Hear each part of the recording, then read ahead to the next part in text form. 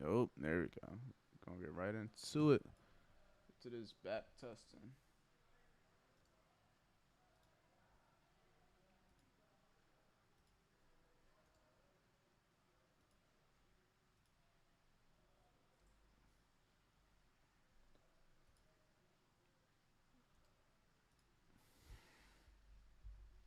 I'm gonna give it a second, see if anybody joins real quick.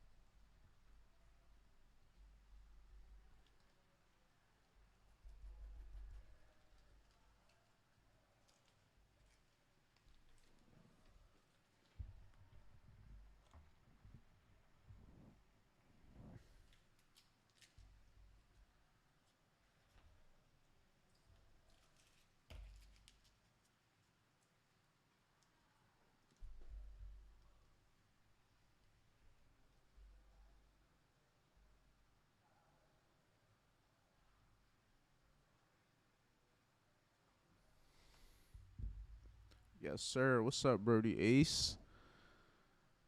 If you want Ace, you could join a live. If you wanna, I have the Zoom link and the Telegram. If you wanna hop on there too, you can hop in. You could chat it up. You feel me? We just gonna chill, see what's up with these charts. Back test a little bit. I'm gonna start with this week. Just back test everything that happened from Monday. So yeah, from here on, we're gonna see what's up. Back test, see what we missed this week, see what we could have potentially taken advantage of, and see what all the moves that I potentially could have been looking to catch. Now, me personally, I'm only gonna be mainly looking at what happened through London that I could have been able to pay attention to. So we're just gonna start off with that. So we're just gonna look at this right here. This is going into Monday. So we're gonna start off here. First thing I always do, I like to mark up previous day's highs and lows. That's just what I do. Previous day's high. In this case, the previous day's low is significantly lower. So I'm not going to mark up that. And I'm also going to mark up this A's in session range. Just keeping it all nice and simple. Yo, What's good, my boy? what's up, Birdie? Nah, I just got off the. I was on the phone with my one man. He trades. He's a little bit older. He's like 29, bro. He was just talking to me, and he was just like casually he threw in a couple times how much he made last year and this year, and I'm just like, damn, niggas really be up. They be up. He was like he made 400K last year, and this year Valid. he's at three something, and he's trying to hit 500. And I'm just like, damn, damn, damn. Niggas over here touching what I'm trying to get in funding. Shit. It's not. It's not. not hard. It's It's not more hard. like So much easy. It's so easy. It's just getting the foundation to be able to do that.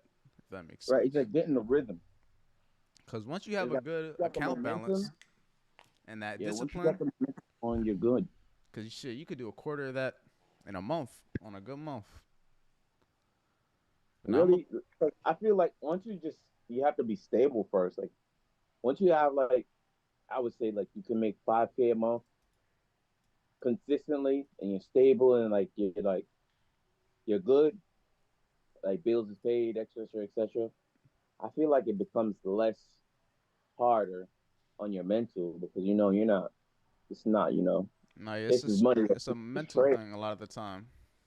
Especially if you're trying to get it out the mud, no job, just straight charts. Could be a little. Could be definitely more stressful. Because when I Does first he have moved a to job? Florida, you said what? He got a job. Nah, I'm pretty sure he been doing this just by off for a little while now. Uh, He he a just Tampa chilling. dude. You said what? He a Tampa dude. Nah, he's in Georgia. Like Uh, he's locked in with a couple people. Like I know you know Prince something. He's like, yeah, yeah, really. yeah, he's cool with him. Like he knows him. He learned from like people like Arch. I don't know if you know Arch, Otis Yeah. Lit, not Otis Lit.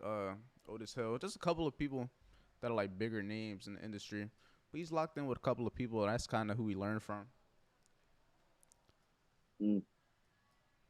But now we're gonna see. I'm kind of just back testing this week because even though I didn't trade a good amount of times this week, the days I didn't trade there were definitely setups, which is unfortunate. And then Friday I got bamboozled. My TP should have been should have been a buy limit. On God. I'm glad. Well, Friday, if I traded, I would have been up. But I decided I'm not going to trade on Friday. Why? Because I wasn't home. Nah, I feel I that. was at I was at some resort with my girlfriend's family, and I'm like, I'm just like I'm not gonna force it. Nah, I wasn't trying to play at anything crazy this week, but Friday that shit, like it's just being able to understand what sets you off. And me personally, when I have a trade that is 100% perfect, it hits TP, and as I'm going to take profit, and it reverses on me, now that's crazy. And now it's the emotions that could then lead you to doing. Because the fact that it happened is like, all right, it's gonna happen. But it's just emotions after. It's like, damn. Then you kind of chase it. You kind of just feel like shit. You feel like you did something wrong. And it's just, in reality, this is all perspective. Because that same area that I looked to exit, it wasn't a bad reason to exit. Because look at what happened afterwards. Fucking bullish. Like crazy bullish. Like Crazy crazy, bullish. bro. I thought you was gonna close. Bro, I was in the middle of closing. Literally in the middle of I'm like typing in like I had a 1.6 lot size. I typed in 1.5 so I could leave that small runner like I always do. But by the time I typed it to go close it out, my 1% position was at 0.3% profit. That's how like fast it like retraced like fully. And at that point I'm like, all right, I'm Honestly, bro, but you did hit the like. I feel like all right for me. Say I hit that 1-to-1 because 1-to-1 is when partials come out. Say I hit that 1-to-1 and it retraces a little bit. I'm still cutting it. I don't give a fuck. I hit the target. Like I hit the target. The target was supposed to be hit. Of course, it didn't close on time, or I didn't get to close at the proper area. But I'm following my strategy. My target was hit. It's more like the process of it. It's not like the monetary goal. It's not I like the feel it. money. It's like the money doesn't have to be there. Did I follow my trading strategy? All right, I got the 1-to-1 and I closed partials. All right, cool. Sure, it was not the exact partials, but that can be argued about later. But if I followed my systems properly, I'm more happy doing that than doing something else. And it turned around. I'm like, why the fuck did I close? Like, so what? Pull back. I could have closed here and just secured something. Like It was just to me, fast. Cause the thing is, I was gonna close. That's the thing. It wasn't the fact that I wasn't trying to. It was just risk reward and it wouldn't make sense. If I was risking like 1,000, and then I was only in profit like point 0.3, it's like at that point I would just let it hit break even because I trusted the trade enough to be bearish. But it is what it is. did you put it to break even though? Yeah, it was a break even trade already. Okay. So it wasn't like bad. I probably lost a little bit, probably just because of that spread going into like 8:30 with all that volume. I probably like Uh, lost like $90 out of it, which isn't much. Still a small loss and it's like small loss. Very small small loss. loss in the sense of things, but it's just like all right, just little things like that that kind of played a part. But even then, I could have been looking the whole other way. Instead of getting mad at the moment, I could have been realizing that it was Friday and I was already bullish. It just didn't go as low as I guess I wanted. But wait, I'm gonna Well, show at you. least you broke. At least you Trust. broke. Always protecting your freaking your entries, bro. I swear, like that. I feel like that's where now I'm at, where like understanding that I have to play a lot of defense, bro. I gotta play defense because, of course, we're playing offense, putting the trade on the game. But if we're not playing defense too much time, the trade could turn back around and fuck you. Nah, I don't like that shit. I don't like it. and look right here. Look at the chart real quick. See the high of this day, Thursday. See the high of it Yeah. right up here, bro. Mm-hmm. Okay, so that's the high. You know how fair value gaps work, right? So the low, Yeah, like yeah, I know. as this was like in the moment, this candle was never this high. Like this is after the fact, but like right in here, look at this, bro. Remember that I know you area, caught the first off the high. bro? That was my But you remember TP. I was telling you that Nas looked like that it could turn around. I'm telling you. I like look at Nas, bro. That looked like it won't turn around. That's the last thing I said before I like kind of went back to sleep. Yeah, now it turned around after a little bit, but for the most part, it was. I don't know. My little Nas buy fully move down turned here would around, have been bro. nice at Nas 10. fully turned around. Like Fully reversed. Like even then, this still would have been a little nice move. But after the fact that seeing this, I'm cool off Nas. I don't like Nas as much. 30, I don't like Nas as much right now. I just feel like it's out. It's not in the zone. I don't know. I don't know how. I don't know what to say it's just about it. in But a interesting area. But like just looking at 30, like I I wasn't supposed to really be in New York anyway. That's why I wasn't really like trying to look for anything crazy. I was yeah, just when looking you're for trading in New York, I'm like, what the fuck you doing here? because I didn't really trade all week, and I'm like, listen, I already knew price was likely to keep bullish. I just wanted the retracement. I got the retracement. It just the TP. I would have wanted to be out and just let it do, but it was just the fact I couldn't get out, and it just. So why don't you put like limits, like not a limit, like a stop thing. I don't like limits. I like doing it myself. Like the only limit I'll really put is probably like a stop loss. Anything else I just kind of leave it. I'd rather manually do it because them limits they be fucking me over. Buy limits, those stops, just anything that I'm not manually touching, it tends to not do what I would have wanted to, and then I just end up sick. I'd rather just put the responsibility on me. You know what I mean? Because then, say for example, it runs through my TP and it doesn't take me out. I can't really blame no one else. I can't really blame myself at that point. You know what I mean? So that kind of it's hard Right. to blame yourself for that. And trust that's just happened multiple times. But right down here, look, the 1 hour fair value gap, that daily fair value gap. We were already bullish for the week. 8:30 retracement. If I would have been long in there, even though I don't trade New York, this is still something that this is That the shit went idea, crazy, bro. bro. Shit went nuts. Bro, if I would have been in here like 30 points, like I usually do, 30 points. Oh boy, oh boy. I really haven't. Nobody really have been I don't feel like nobody has been really trading lately. I don't know why. I feel I like they're don't know if definitely that's just a trading. Just I me don't thing. know if it's just they're actively saying it. Uh, I think they're definitely there. Like Bells, he's just not in the chat, but he be there. he left again. Nah, I think he's out the chat, but he's just trying to protect his mental. Uh, Cause it's like me and him. We're saying like not everyone does this full time, so we just know what people show us. You never know how many losses people really take to catch the dub. It's just it could be detrimental. That's why I don't follow no one on Instagram. It was like the same thing, but the chat is a little different for me because I've had it for so long. I don't really give a fuck what people post. They could post a win, loss. It's not really gonna affect me in a way to where I'm like, damn, why ain't I doing that? But I've been through it longer. You know what I mean? I've had it for like 3 years, so I'm a little bit used to it. But like, but, damn. but but what is he protecting his mental from? Like the chat or Not even this Instagram? chat, just to work on himself. So he's not getting like outside influences, other people trade ideas, just other Oh, people okay, wins, losses, just stuff like okay, that. Just so he's like more focusing on himself. So I was okay. talking to him Because Friday. we're all just chill. Like you know who really doing it. Like because the people who are really doing it are super fucking transparent. You feel me? Like you can't fake it. You're just transparent. You show everything. You show every trade that you take, etc., etc. Like I do that. I show my whole damn statement for the whole week, every day, like every trade, up or down. I don't care. Like, But it's just you do see sometimes you people. never. Some people don't always do it, and that's the thing. Because even then, like you just start pointing fingers at yourself at some point. It's like if they could do it, why can't I? And it's like, yeah, I see why you would think that, but you don't know everything that You they're don't know in numbers, their that bro. they went through to get to that point. You don't know how many losses. You don't know how many losses they took in the week. You don't know how up they are in the month. This is just a lot of stuff. Right. You only know what you know, honestly. You only know what they show you. Hmm. Really, they don't even really show you the full You picture. only know what they want you to know. Like that's why having live streams is good and stuff. Just being able to have it all there. But like, But there's a that's what few I'm like. That's trades. what I was saying though. Like I felt like I was trading by myself for a week type shit. It was Nah, yeah, probably especially me because I'll and be in New York.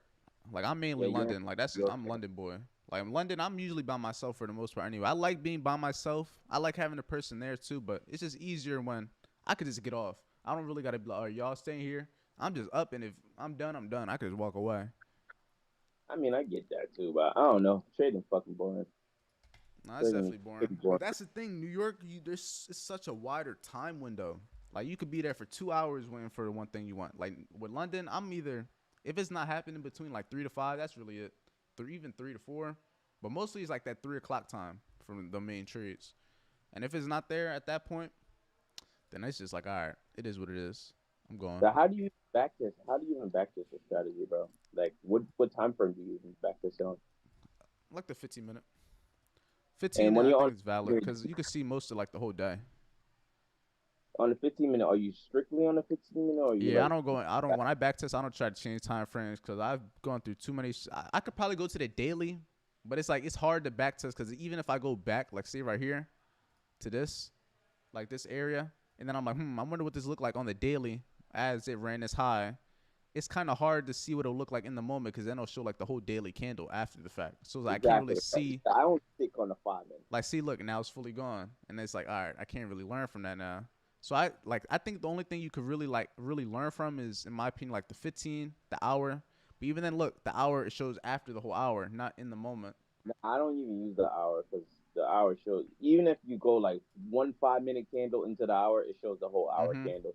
I think Like, 15 minutes the best because it's like it shows enough to like the whole daily picture, and it's like you can kind of okay, two of these candles is 30 minutes, four of them is like an hour. You kind of I don't know, it's just easier because then you can get more done too. Like switching all the time frames, I've had so many times I will switch to a time frame and it's like no data for this. Back to the beginning. I'm like, you motherfucker! I didn't even get to see my trade play out. yeah, that's most likely the 5 minute and the 1 minute. Once you go to that time frame, you can't even go back certain times, bro. Yeah, I But think the I only 15 I stick like. to the 5 minute, bro. The 5, I feel like I probably could do the 5. But I don't know. It's just a lot, like in the back test, like when I try to do it. But mainly I like to trade on the 15 anyway, so that's why I stick with that. I But like love the 5 minute now, bro. what I've been I back do to is I'll just go like this, 15 minutes. So say this is the one trade that I was in that ended up coming back and stopping me out because I was in shorts. Like after we ran this high, going into 5 a.m., ran the Asia high. We also ran the London high. Price was already bearish as fuck for the week. I was just looking to target these lows. I had a stop loss like this, but the main reason I lost this trade was because I moved my stop loss, and I don't really blame myself just because I wasn't comfortable trading around that five o'clock time, just because I'm not 100% used to it. So once like right over here, price started to play out a little bit. Boom, it started getting a reaction. I went to bed or whatever, but I had put my stop loss like above that 5 a.m. high, anticipating that it'll just continue going. It then ran that high stop loss, but it wouldn't have ran my original stop loss. But you live and learn. That by the a time question. What is your systems when you like your back testing? Like, how do you collect the data? Are you just mentally collecting the data, or like how do you? it really I don't know. Like, how do depends, you? cause I have a lot of. It's hard, especially when you trade one thing. But like if you look over here, I have stuff like this in my notes. Where's my thing? So like if you look on this screen, I come to my trade journal. I'll have stuff like this. Like this is all like back tested stuff, like of 6 7 months worth. What I'll do, Okay, what is it saying? What is it? What's your what data? is What it what is, I'll have kind the of day data? of the week, the draw on liquidity. So where did it like what highs or lows did it run? And I have like Asian range high, Asian range low, previous days high, previous days low, no setup or 1 a.m. high, 2 a.m. low. And these are like based off of London. So if London within my specific time, if it's running one of these highs or lows, I'm just gonna try to trade with the trend. So say for example, we come back. But before anything, then I'll put the stop loss I would have used like point wise, and I just have like a screenshot of the trade. So like this, and I had see how here I have it like what it was, the reasoning behind it. Yeah. That's kind of how I would do it. Do you collect the Nah, monetary data? now I don't collect the monetary because I kind of just go off of like risk reward, and it's always gonna be different. If I risk 0.5, 1%, I'll probably go based off of more like a +2, +3, +2, -1, -1, stuff So like what do you that. do? Like you just like +1% or hmm what do you mean? But in here, I don't really have it. I just have win or loss, just win or loss, just win or loss. I don't really have like what it would have been because I'm more or less doing the setup. I'm not trying to do it as the monetary. So, but different wins are different for you because you do like sometimes 2%, sometimes 3%, hmm some I'm just going sometimes. based off of like a whole setup. So say from the Asian range high to the low, that would have been the whole trade. From the previous high to Asian range low, that would have been the whole trade. And yeah, But it's kind of what hard if to that back test Asian though. range high to the Asian range low was four to one risk to reward ratio high? How Then do you that's just go what it. about that Then that's just knocking what it down is a that? lot of the time. Then that's why a lot of the time I don't always have a specific one because I'd rather aim for the area that I know is likely to reach for. Because yeah, I can get that 1 to 1, but if I'm like I almost know is gonna go for the high, that's why I try to just wait for it. Because I go mostly off of setups. I don't try to do off of okay, I made this much from this. I'm going off of something that's gonna repeatedly keep happening to where I can. One day it might be a 1 to 2. Tomorrow it might be a 1 to 3. Might be a 1 to 6 one day, but it's based off of the same premises. Old high or low got ran at this time. I'm looking to target the other high or low in the direction of. It's a little different than how you would do it. I see what you're saying though, because I've seen yours. You'll have like how much you would have made for the week, how much you would have made for the day, like with those. Like, It's not more not because for me it's like all right, cool. For my 1 to 1s, 50% comes off. I'm mm-hmm, closing 50% of the trade. That's why you always see me with TP1, TP2. So I don't really aim for TP3 yet, although sometimes I do get TP3s, but I don't aim for TP3. But so it'd be like, all right, did I catch the 1 to 1 today? Yes. All right, so I made $500 essentially. Did mm-hmm, I catch the 1 to 2 today? Okay, I made $1,500. So then I do the math after the whole month, and then I'll be like, all right, for this month I would have been here, and I just do it over and over again until I want to see the numbers stay the same, like because my numbers keep fluctuating. Like they like say 1 month I did 7K, and then I backtest it again. But because I don't backtest it like the same month over and over, I backtest like 6 months worth of data, and then collect all of the data for that. But comparing like my first time backtesting and second time backtesting, it was worse. And then I backtested the third time, it's better. And I backtested the fourth time, I'm like I'm trying to get these numbers flat. So that will show me that I'm doing the same shit every day. Like every time that I trade, it's the same exact way because the numbers didn't change. Because if the mm-hmm. numbers don't change, well, numbers don't lie. Honestly, that's what I mean. That's what how I feel. The numbers don't lie. So if the I get numbers what you're always stay saying. the same, my You're trying to like strategy do is the not same changing. thing almost. I'm doing the same thing over and over. Nah, I feel you. What I try to do mainly is I'll just go based off of setup wise, because I know this same setup can happen on any other day. Because I know in between, I don't risk the same every day. Like my risk parameters have changed based off of back testing data. Because I know certain days are likely to have the move more likely than another day. So say for example, this I like to risk 1%. Like before, I used to risk 1% every day. I used to risk like 0.5% every day, but now I'm trying to make it so I can capitalize on the winning ones, and the winning trades are significantly bigger than all the losing days. And the two best days, in my opinion, for the setups that I look for are Tuesdays and Thursdays. Those tend to be the days that have the best setups for these. And as you can see, like this one right here, this was a Thursday move. So in this example, Uh, if I would have been risking 1% ideally on one of these days or on a Tuesday. If you come over here, look, it doesn't look perfect, but even like you just looking at it from here, you can kind of see the idea of the move I would have looked for. Look for the run of the high going into that time frame. Look to target the low. but And how do you know that you do it the same? Are you doing that 6 months of data back over and over and over? Because oh how yeah, do you like know what I it's just the showed you same was thing? like 8 months of just looking for highs and lows to get ran with the But I screenshots. know it's 8 months worth of data, but are you doing the 8 months worth of data several times to see if that it's the same thing? Because say, all right, you're doing risk to reward, and Mm-hmm. then one time you back test it, you got in 1 month you probably let's just say the number of the reward you made 16% risk to reward on that month, Mm-hmm. and then you do it again, like you do the whole 8 months back over, and then that same month it turns out that you only had seven Like, are you doing it over and over to see if the numbers stay the same? Then that's how you know your setup is always the same. Like you're Hmm. always doing the same. You're approaching it the same way every single time. Are you doing it like? Are you I seeing don't how do the it like numbers? the same once because the thing is, especially with 30, I've only ever really traded 30. So it's like I could do the same shit, but I'll just go back and I more or less do it based off of looking for the same thing to keep happening. So regardless what day it happens, I'm just looking for I just there's just one or two things that I'm looking to do every day. Some days are gonna work, some days aren't, but I'm more or less trying to the system behind it. After a higher low gets ran, if you get in with this amount with this 30-point stop loss, what are the chances that it's gonna go here? What are the chances that it's not gonna But go? but is it staying the same? Are you doing the same thing every single time? Like, and if you are, how do you know you are?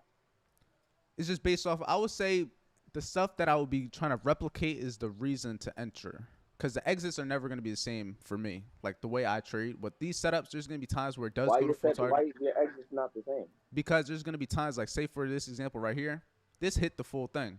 But there's going to be days where I know that it could easily ran this low and reversed.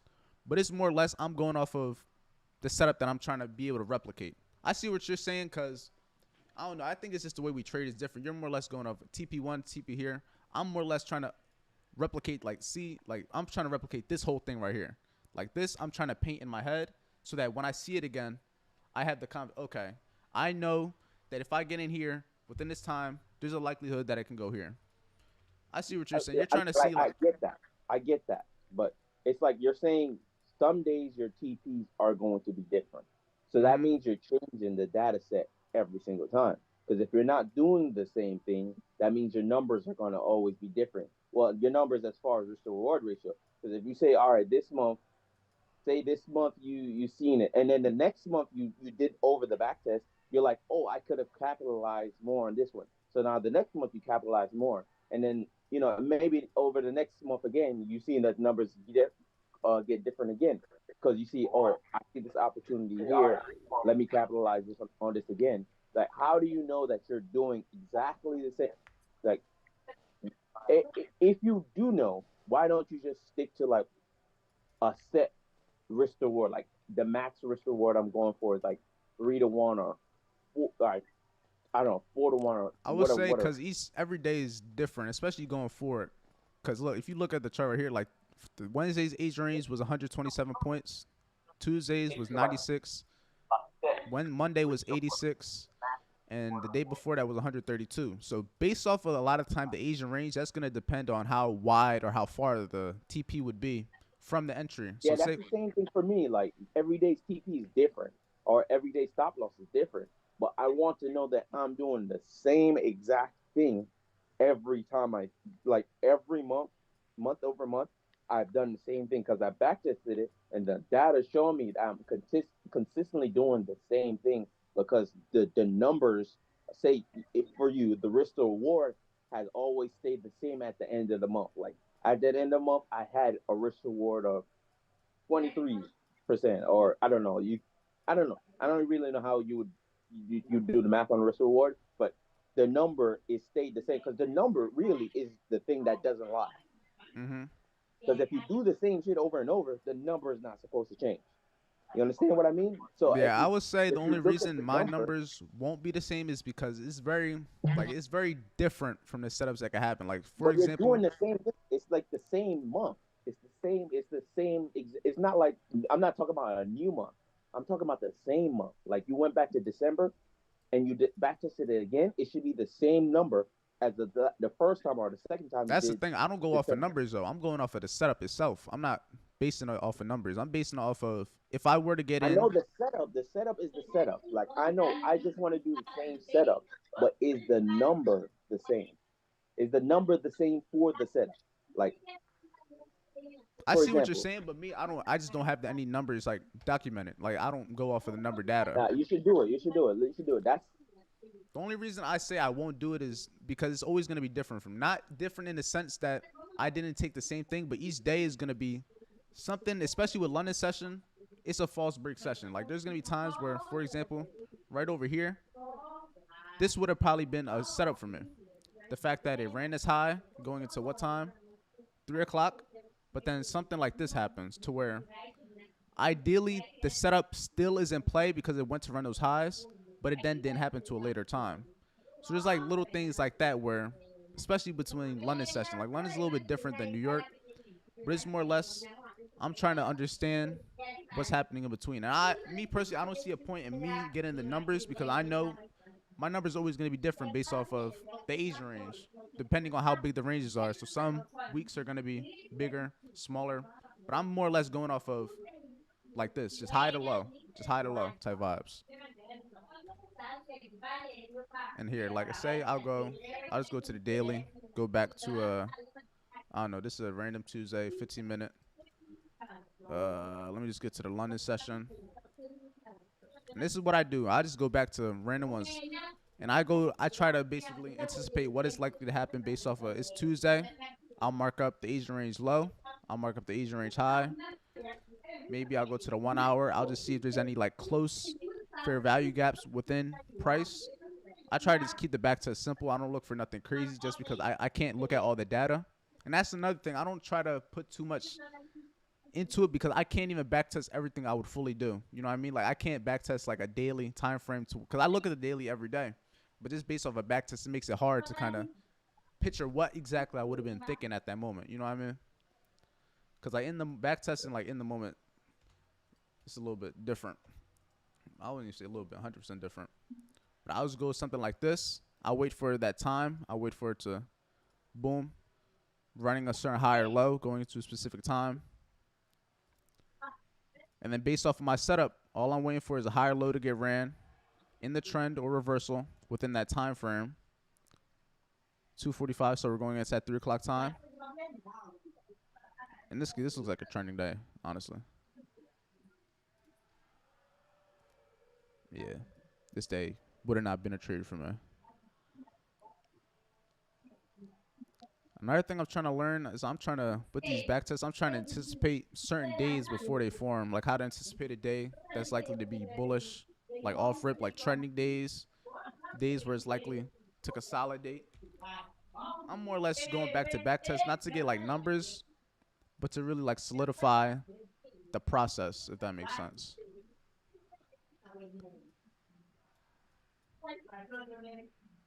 Let me go back to over here.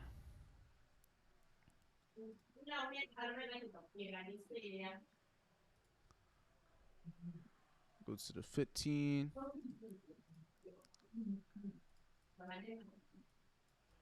Front end 15-minute.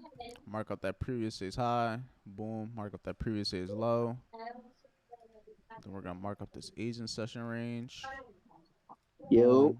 my fault. My shit Yo. died, bro. Mid conversation. What, your phone? Yo, Drake. Yo, Yo. you can hear me? Yeah, I can hear you. Alright. Yeah. I don't even know where I left off at, honestly. But I'm gonna just try to run it back real quick. So I was saying, as far as the numbers, right? Mm-hmm. I know you're not trying to look at the monetary aspect of it, but there's still a number to it. It's still a number to the percentage, not even a percentage, like how much risk to reward number. I don't even. That's not a percentage. The risk to reward, whatever. Say Monday you hit 2 to 1 risk to reward. Tuesday you hit 3 to 1. Mm-hmm. Wednesday you have break even. Thursday you had this one, and at the end of the month you calculate everything comes up to 23 risk to reward, or if that even fucking makes any sense. I don't know. But yeah, say it comes up to 23 risk to reward for that month, of the month of January. And then you do it for November, excuse me, it went backwards. January, February, March, April, May, June, whatever, to the month that we are current. Mm-hmm. And then you go you go and do the whole thing over again. You go back to January and you do it again. January is supposed to be the same risk, like at the end of your back testing session, and you collect the numbers again and you match it to the first time you did it. The numbers is supposed to be the same. Yeah, I'm not saying the only thing everything. I'm saying is that I don't go off of, I don't like when I back test and put all the journal stuff down, I'm basing my journal off of the setup. I'm not basing off of how much I would have won or lost. So I just don't have the numbers to be able to Yeah, say but if it would be the same. try it. Like I understand what you're saying, but just give it a try. Give it a try. Try to find out the number. Try to find the number for like the back testing. Because this is like a back testing session. Like if you do December, try to see how much restore. I don't know how you would do it. Like Monday you hit 2 to 1, Tuesday you hit 3 to 1, Tuesday, Wednesday you hit break even or whatever or loss. So you would subtract from the number, whatever. Try to see what that looks like per month, and then do it again. And does that number match? Here, I'm gonna try to Like do it. that's how you know you're doing the same exact shit. Like nothing is different about how you approach it.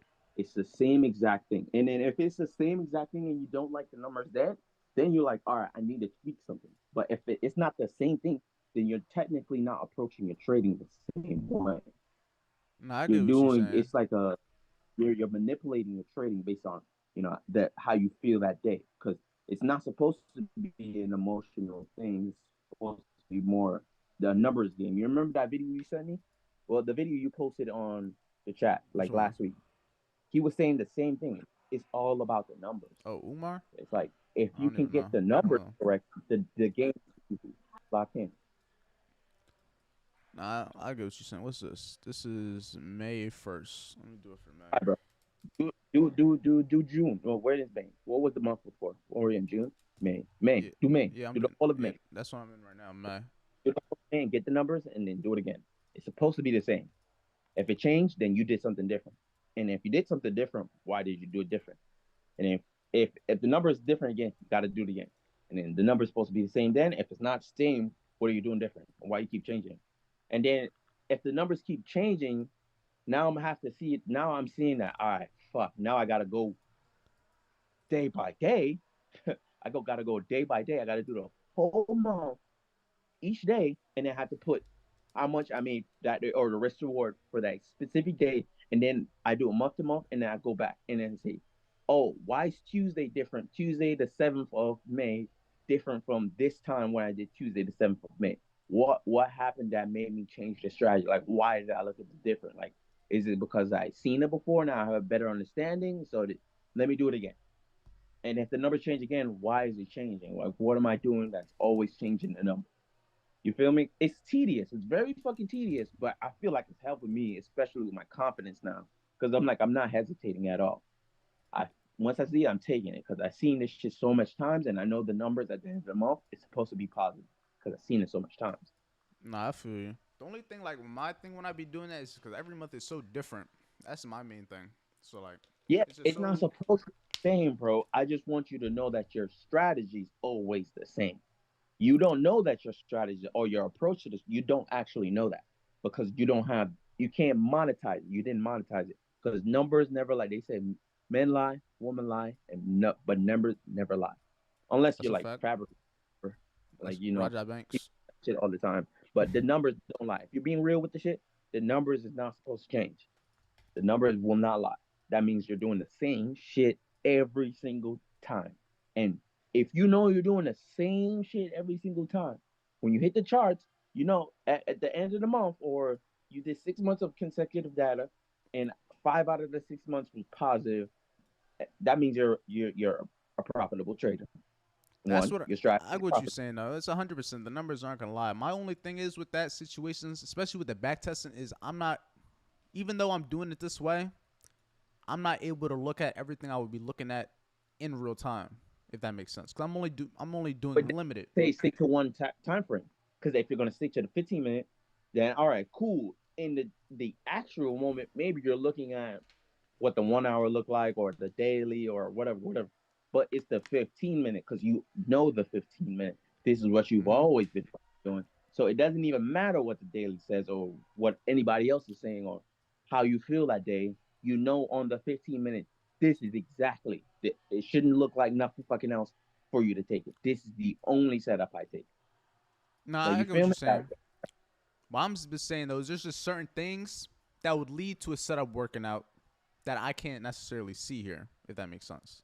But like, Because what mind you, changes? the daily is one of the main things I like to look at. Because even like that Friday move, I wasn't 100% looking at the daily. But if I was in the moment, which I can't do, like say with this back test, There's just Okay. certain things that would change the way I act now, if that makes sense. You Okay, know what I I get mean? what you. Okay, I get what you mean. That's my only thing with it, cause that's why I'm like, yeah, it's different intraday. I wish I had like I need a fucking backtest simulator. That's what I need towards like Yeah, live.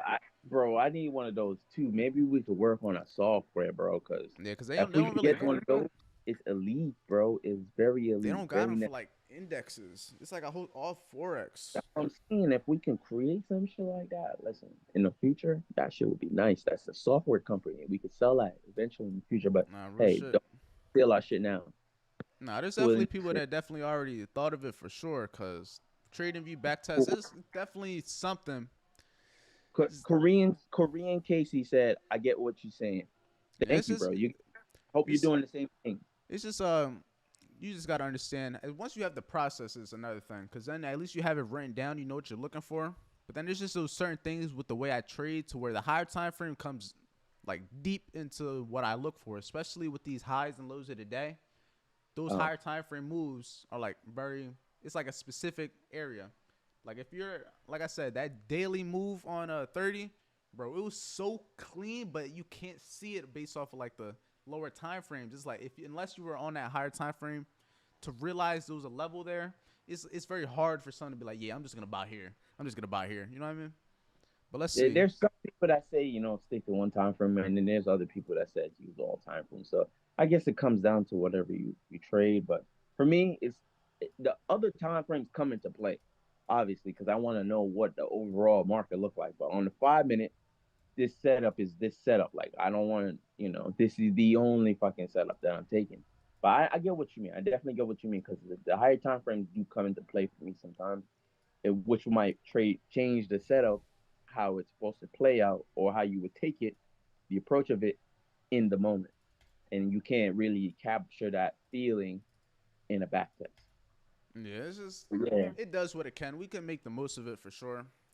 There's a couple of things that we just gotta tweak. Like you said, if we just need a little software about it because we just need can't a little 100% software. do it. I just wish we could 100% do it as we would live, but it's like you can't do it 100%. You could probably do it like 70%, 60%. Yeah, 60, 70%, because it's not going to be straight as it Oh is. yeah, look at that. Look at that. See now this right here.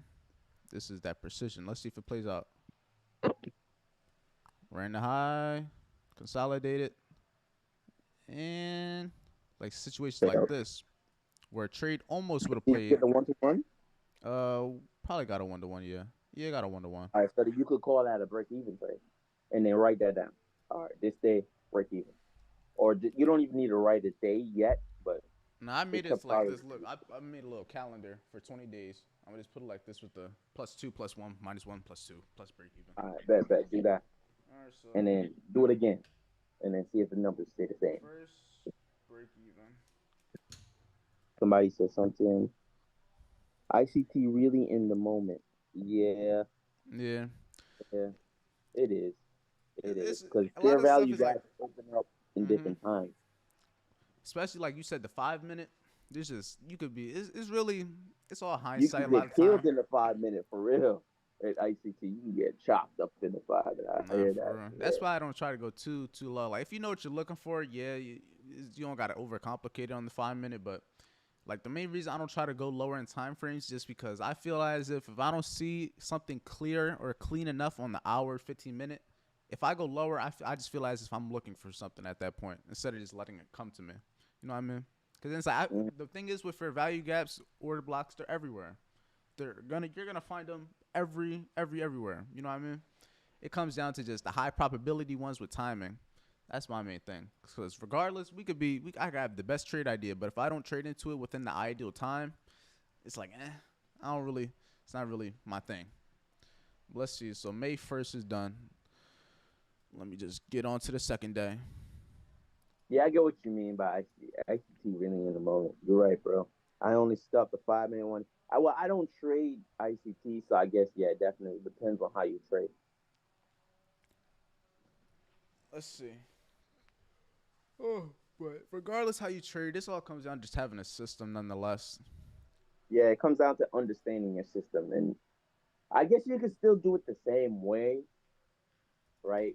I don't know. I think you could still do it the same way because even still not looking at the how the daily looks like and just the 15 minute. I mean, 15 minute. You still seeing that trade just now was a 1-to-1, and then you just write that down, and then you do the whole month, and then see how much you're up or down percentage wise or risk reward wise, and then just do it again. See if it's the same shit. Like Because I definitely see what you're saying. but then again, think about it. If you do everything on the 15 minute, like say you backtest it on the 15 minute, Mm-hmm. and then it comes out to be like the month is profitable. Like say the month you were up 32%, like risk reward. That's Mm-hmm. just a random number I threw out there. Do you really have to go back and look at the daily if you know like month to month to month to month over the 100 times you backtested the same month or months, like from let's go like November all the way to June, and you only stayed on the 15 minute and month to month to month, or over the 6 7 months, you were profitable 6 out of 7 months. Like, do you really need to look at the higher? Like, do you at that point or could you just trust the 15 minute? Yeah, Could you I trust? see what you're Like, saying. It is coming. I just think it's real situational, honestly, because there's gonna I be think certain. It's like too, the but same thing how we be like, oh, Nas isn't moving nice this week, this last month. You know what I mean? It's like back testing you. It's hard to anticipate certain things like that. yeah, true, true, true. And it's like, I and guess then you it's like could say hindsight's fluid. like, it's like that hindsight thing, because it's like we could say all this now, but then doing it live is like, I just feel like we see different things because we're looking through everything. We're just really trying to, but it But simplifies it nonetheless. too much data when you don't even need to collect that much data because you already know that your data on the 15 minute is solid. Like there's no question about it because you have many times where you've had back tested the same exact time frame and you've gotten the same exact result. The number has never changed. At that point, you really don't even need to worry about what the 1 hour doing or what the daily doing. I guess you can look at it, but it doesn't really change your view on how you look at the 15 minute. You understand? That's for me because the 1 hour and the daily do play a part. But on the 5 minute now, I'm like, I just trust it. Like I just trust what I see on the 5 minute. I don't really give a fuck if the daily is like bullish as fuck. I don't really give a fuck. I just trust the 5 minute now. No, I feel But I you. don't know. I That's guess how I it's am with the situational. 15. That's how I am with the 15. Like the 15 is like that main thing. Like I'm always on a 15. Like I can the 15 is well enough to where if I was gonna trade one trading thing, it's gonna be the 15. It's You can gonna be see a 15 minute. That's you can to see me too. enough. You can see enough. It's gonna be on the 5 minute. If I would do anything, if I would just to wake up and just to look at one time frame and to trade off, it'll be the 5 minute. I don't really care what the hour look like. I mean, I guess you could look at it, but I don't really give a fuck. I already know my strategy is profitable on 5 minute. I'm not even gonna look at nothing else. All right, we finally got a day two. And look, this is the main thing I'd be saying too. It's the days of the week. That's what you really learn from back testing Yeah, too. understand. That's what I was saying. Like, what you have to collect the data though. You won't understand it until you collect the data. Now I Once you have the collect the data. data, then I have everything but numbers. That's my only thing. yeah, get the numbers because the numbers is the thing that doesn't lie. Like here, this is the same setup, same type of vibe, but also, yeah, this is a 1 hour for value gap, but you can still see it on the 15. It really depends how long you've been trading to be able to understand certain things. Like I don't have to go to a certain time frame to see what this would be on a higher time frame, but a lot of the time, like we always say, it's hindsight. Like for all I know, this could have stopped me out. But since it's back test, spread could have stopped me out. But it's a back test simulation. In this case, I Yeah, yeah. technically Well, won. spreads is Technically yo, won. bro. Spreads is what actually fucked me up when I'm actually trading, bro. I'm not even gonna cap, bro. Mm-hmm. Because I'd be like, sometimes, especially A cap, the fucking broker's so trash, Bro, eight bro. cap, I be Sometimes wanting they to. put me in like a couple fucking points lower or higher than what I've entered, and it's like, yo, now you're throwing off my risk reward ratio, bro. Nah, that's the main thing, especially on them lower time frames. Like I can make the spread don't be too bad considering I'd be like 15 minutes. It's not horrible, but the lower time frame you go is gonna be significantly like big, especially if you trade Yeah, Nas. The bro, Nas that shit be spread on eight blowing cap my, be bro. diff. Eight cap spread on Nas, bro. I can't. A cap is It's so horrible. fucking stiff, bro. I'd be It's, like, yo, what the hell? I I did just think not it's because it's enter. that regulated shit, that bullshit regulation. But Yeah, I think that's what's happening with this shit. Maybe I have to move to like something where I Them don't know, regulated bro. ones, they don't want us to win for sure, for sure. But For it's sure, safer, for I sure. They go guess. crazy over this regulation shit, bro. They going real crazy. But here, I'm about to When I see. really don't care, bro. Just give me my money. I really don't care. Let me see. Let me see But I how think they're well trying to this trade crack will down play some out daily. prices. Look. They're trying I'm to make telling you, bro. more I be knowing. risky. Look, bro. I promise you, I know these days that my setup is so likely to work. Look at this. Tuesday. But you don't have the numbers. Yeah, I don't got the numbers, but regardless, if But I know the that's the thing that days, doesn't lie, bro. That's it. If you were going to an investor and the investor was like, "I'll give you $1 million right now to show me your numbers," that's the only thing he cares about. He cares about your bottom line, bro. He just cares about the numbers. He doesn't really care. I know, this high and this low. He doesn't really care.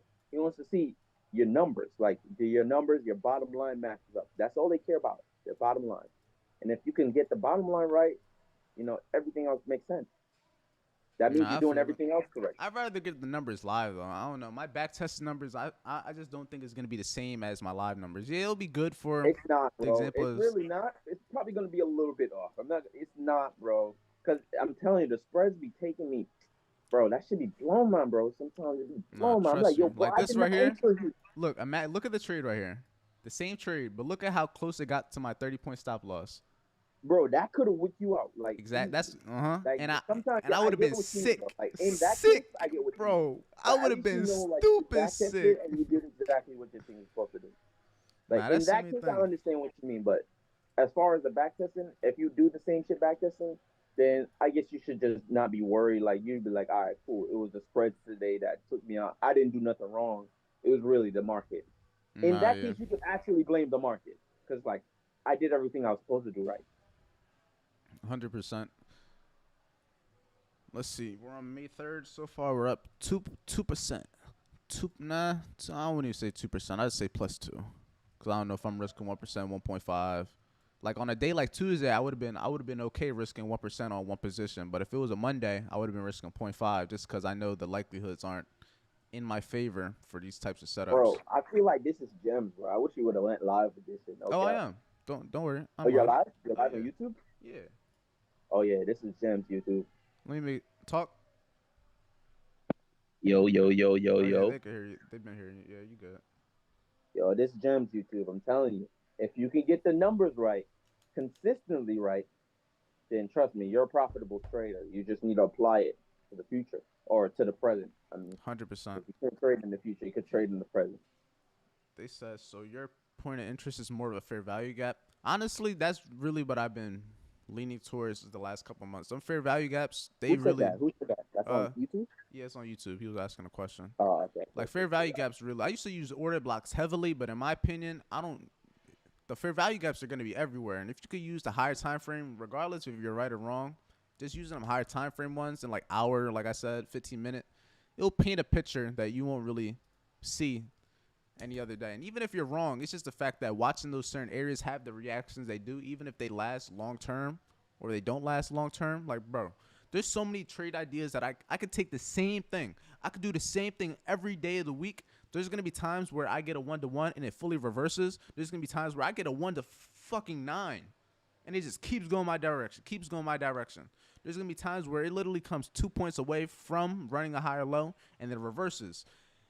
But just that understanding that regardless where you got in had that reaction you wanted. That's the main thing that I always look for. I feel Regardless, like the point is like, regardless of what happens, you did what you were supposed to do, like where you always do. Like you didn't change shit. That is the best feeling because you did what you're supposed to do. Because if you do what you're supposed to do, you can't blame yourself. hmm You really can't because you did what else are you supposed to do at this point? You can't control the market. At least you did what you're supposed to do. the main thing after that, because like this is all just one portion, like being able to do the trade part, the system part is the easy part in my opinion. Because once It's you the have easy some, part, bro. because It's now the you got to mental part. understand. Now, what if your trade setup stops you out like by 1 point and then goes exactly where you want? Those are going to be situations where you got to That's learn gonna to be handle getting yourself. tight, bro. That I'm not Those are gonna tell you you're not gonna be mad. You're gonna definitely be mad. 100%. It's how you But at handle it. least you know you did what you're supposed to do. It feels better when you know what you're doing what you're supposed to do than what you just emotionally trading or you fucked up. You didn't do it. You didn't play the stop loss price or you cut the trade too short or you know. Then you can actually blame yourself for those things. But if you can't, if you did exactly what you're supposed to do, I mean, can you take any blame for that? I mean, I don't think you could take any blame because Yeah, it just comes down to the person. Now, it doesn't mean not necessarily doesn't mean you have to, but now it just comes down to are they gonna blame themselves or not. That's yeah, another are you thing. gonna blame? True, true, true. And it really just comes to experience, cause bro, there's gonna be times where you do everything right and it just fucking punches you in the face 5 times. Like I don't even know how to explain it. It's really an experience thing. Like you have to go through it to understand, type of thing. But I think all reality, if you're supposed to do what you're supposed to do, most times it goes the way it's supposed to go. But most times it's human error. Because you remember I was telling you, Andre, this week, bro. This week I was supposed to be up at least 2K. You know, Hmm. bro. I cut the trade. I showed you, bro. I cut the trade right before 9:30. I cut the trade at 9:29. When 9:30 opened, it dropped. Mm. And it wouldn't have taken me out break even. It wouldn't have taken me out. I could have just left it. But I fucked it up. Nah, it gets to the point where it's always you. It's 100% you at one point. Like once you get to the point where you know what you're looking for, you know how to get in and out the tree. Like that's where I am. I know where I'm entering. I know where I'm exiting. It just comes to that in between. What are the candles gonna make you feel? Is it gonna make you feel like you is going against you? Are you gonna say fuck what you originally got in for because this doesn't look good, or are you just gonna leave it? Like that's why personally with London, I just if I can get the good entries I want, I would just go to sleep. And just it is what it is. I'm either gonna wake up in hella profit, I'm either gonna wake up my trade hit, or I'm gonna wake up and the trade stop loss. There's not many times I'm gonna wake up and I'm actively like still in the trade unless I just had no TP or it just is being mad slow. This makes it way more just you let the system do what it does. Win and loss, it is now. It is what it is now. You know what I mean? But let's see. Day three, I'm watching this high around 33,800. It's a Wednesday, so I know these days aren't as highly profitable, but we gonna see. Okay, this is something I'm liking. We got a high close to this area coming into 3 o'clock. The one thing I do like for the people watching, if I don't know if everyone trades London, but the people that do want to trade London, it's a false break central. Like don't trade breakouts on London. Trust, don't do it because it's gonna chop you up You more might be than dead high. you're better off trading breakouts during New York because London it chops. Like just look at the past high, low, high, low. London like it'll chop, and if it doesn't chop, it's likely just gonna trend just one direction. Like for example, Friday, when London like another thing that I've learned just from back tests, different experience. If London session doesn't really try to create liquidity, and it just say for example, it just keeps trending one way, like every candle is bullish, bullish, bullish. Like every hour candle, every 15-minute candles is one direction. Those are days I would rather just avoid. I would just avoid those days. But the days where London session has like a nice move where it runs a higher low, runs the other direction, those are days where it's like it's actively like doing things that you would want to see. But it really just comes down to experience a lot of the time, being able to understand what it's likely to do on certain days. But like a trade like this, I would have been ideally looking for it to run this high, 30-point stop. I do understand that there's a fair value gap here.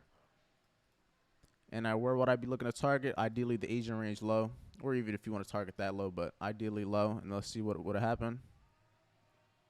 Comes down a little bit, consolidates. Let's see if it's gonna hit target or if it's gonna go and boom, target would have got hit. And it's very replicatable. The main thing I like with London is like I don't know how what you've like had your experience with Keno. Is it like hard to replicate the I don't same trade exact London, thing? bro. Not London. I'm I saying with New York. Like, is it hard for you to well, replicate the same exact setup, or is it like always it like slightly different? yeah, it's like all right. So for me, now that I have to dig into what happens per day. You understand? Mm-hmm. Or per week for because every month for me, I've actually backtested my strategy. I backtested 6 months of my strategy at least 5 times now, and every month has come up with a different result number, Mm-hmm. and it concerns me because I'm like, what am I doing different? Because if I'm doing the same setup, the numbers should not change. Like Mm-hmm. that means that I'm not approaching the market the same. That means maybe I don't even understand my strategy well. Like, do I am I just trading based on how I feel at that moment, or am I actually approaching my strategy well? Because the numbers keep changing for me. So now I have to. Now I started going exactly into the day by day. I have an Excel sheet now where I go day by day, like June 1st, June 2nd, June 3rd, June, whatever the days of the month, and then I'll When I do it again, I actually go day by day. What day haven't I done exactly what I'm supposed to do, or did the numbers change, and why did it change? Like I just don't know where I'm, why the numbers are changing, bro. So now I'm having to dig deeper into the strategy.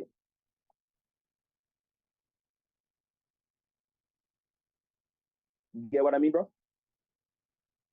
My fault, I was muted. But the main thing that I that's the reason I like London is way more cookie cutter. Like you could take one thing and just keep trying to multiply it, keep trying to multiply it. But when it comes to New York, it's like you could go. It's multiple times where every single day of the week is a different type of setup. You know what I mean?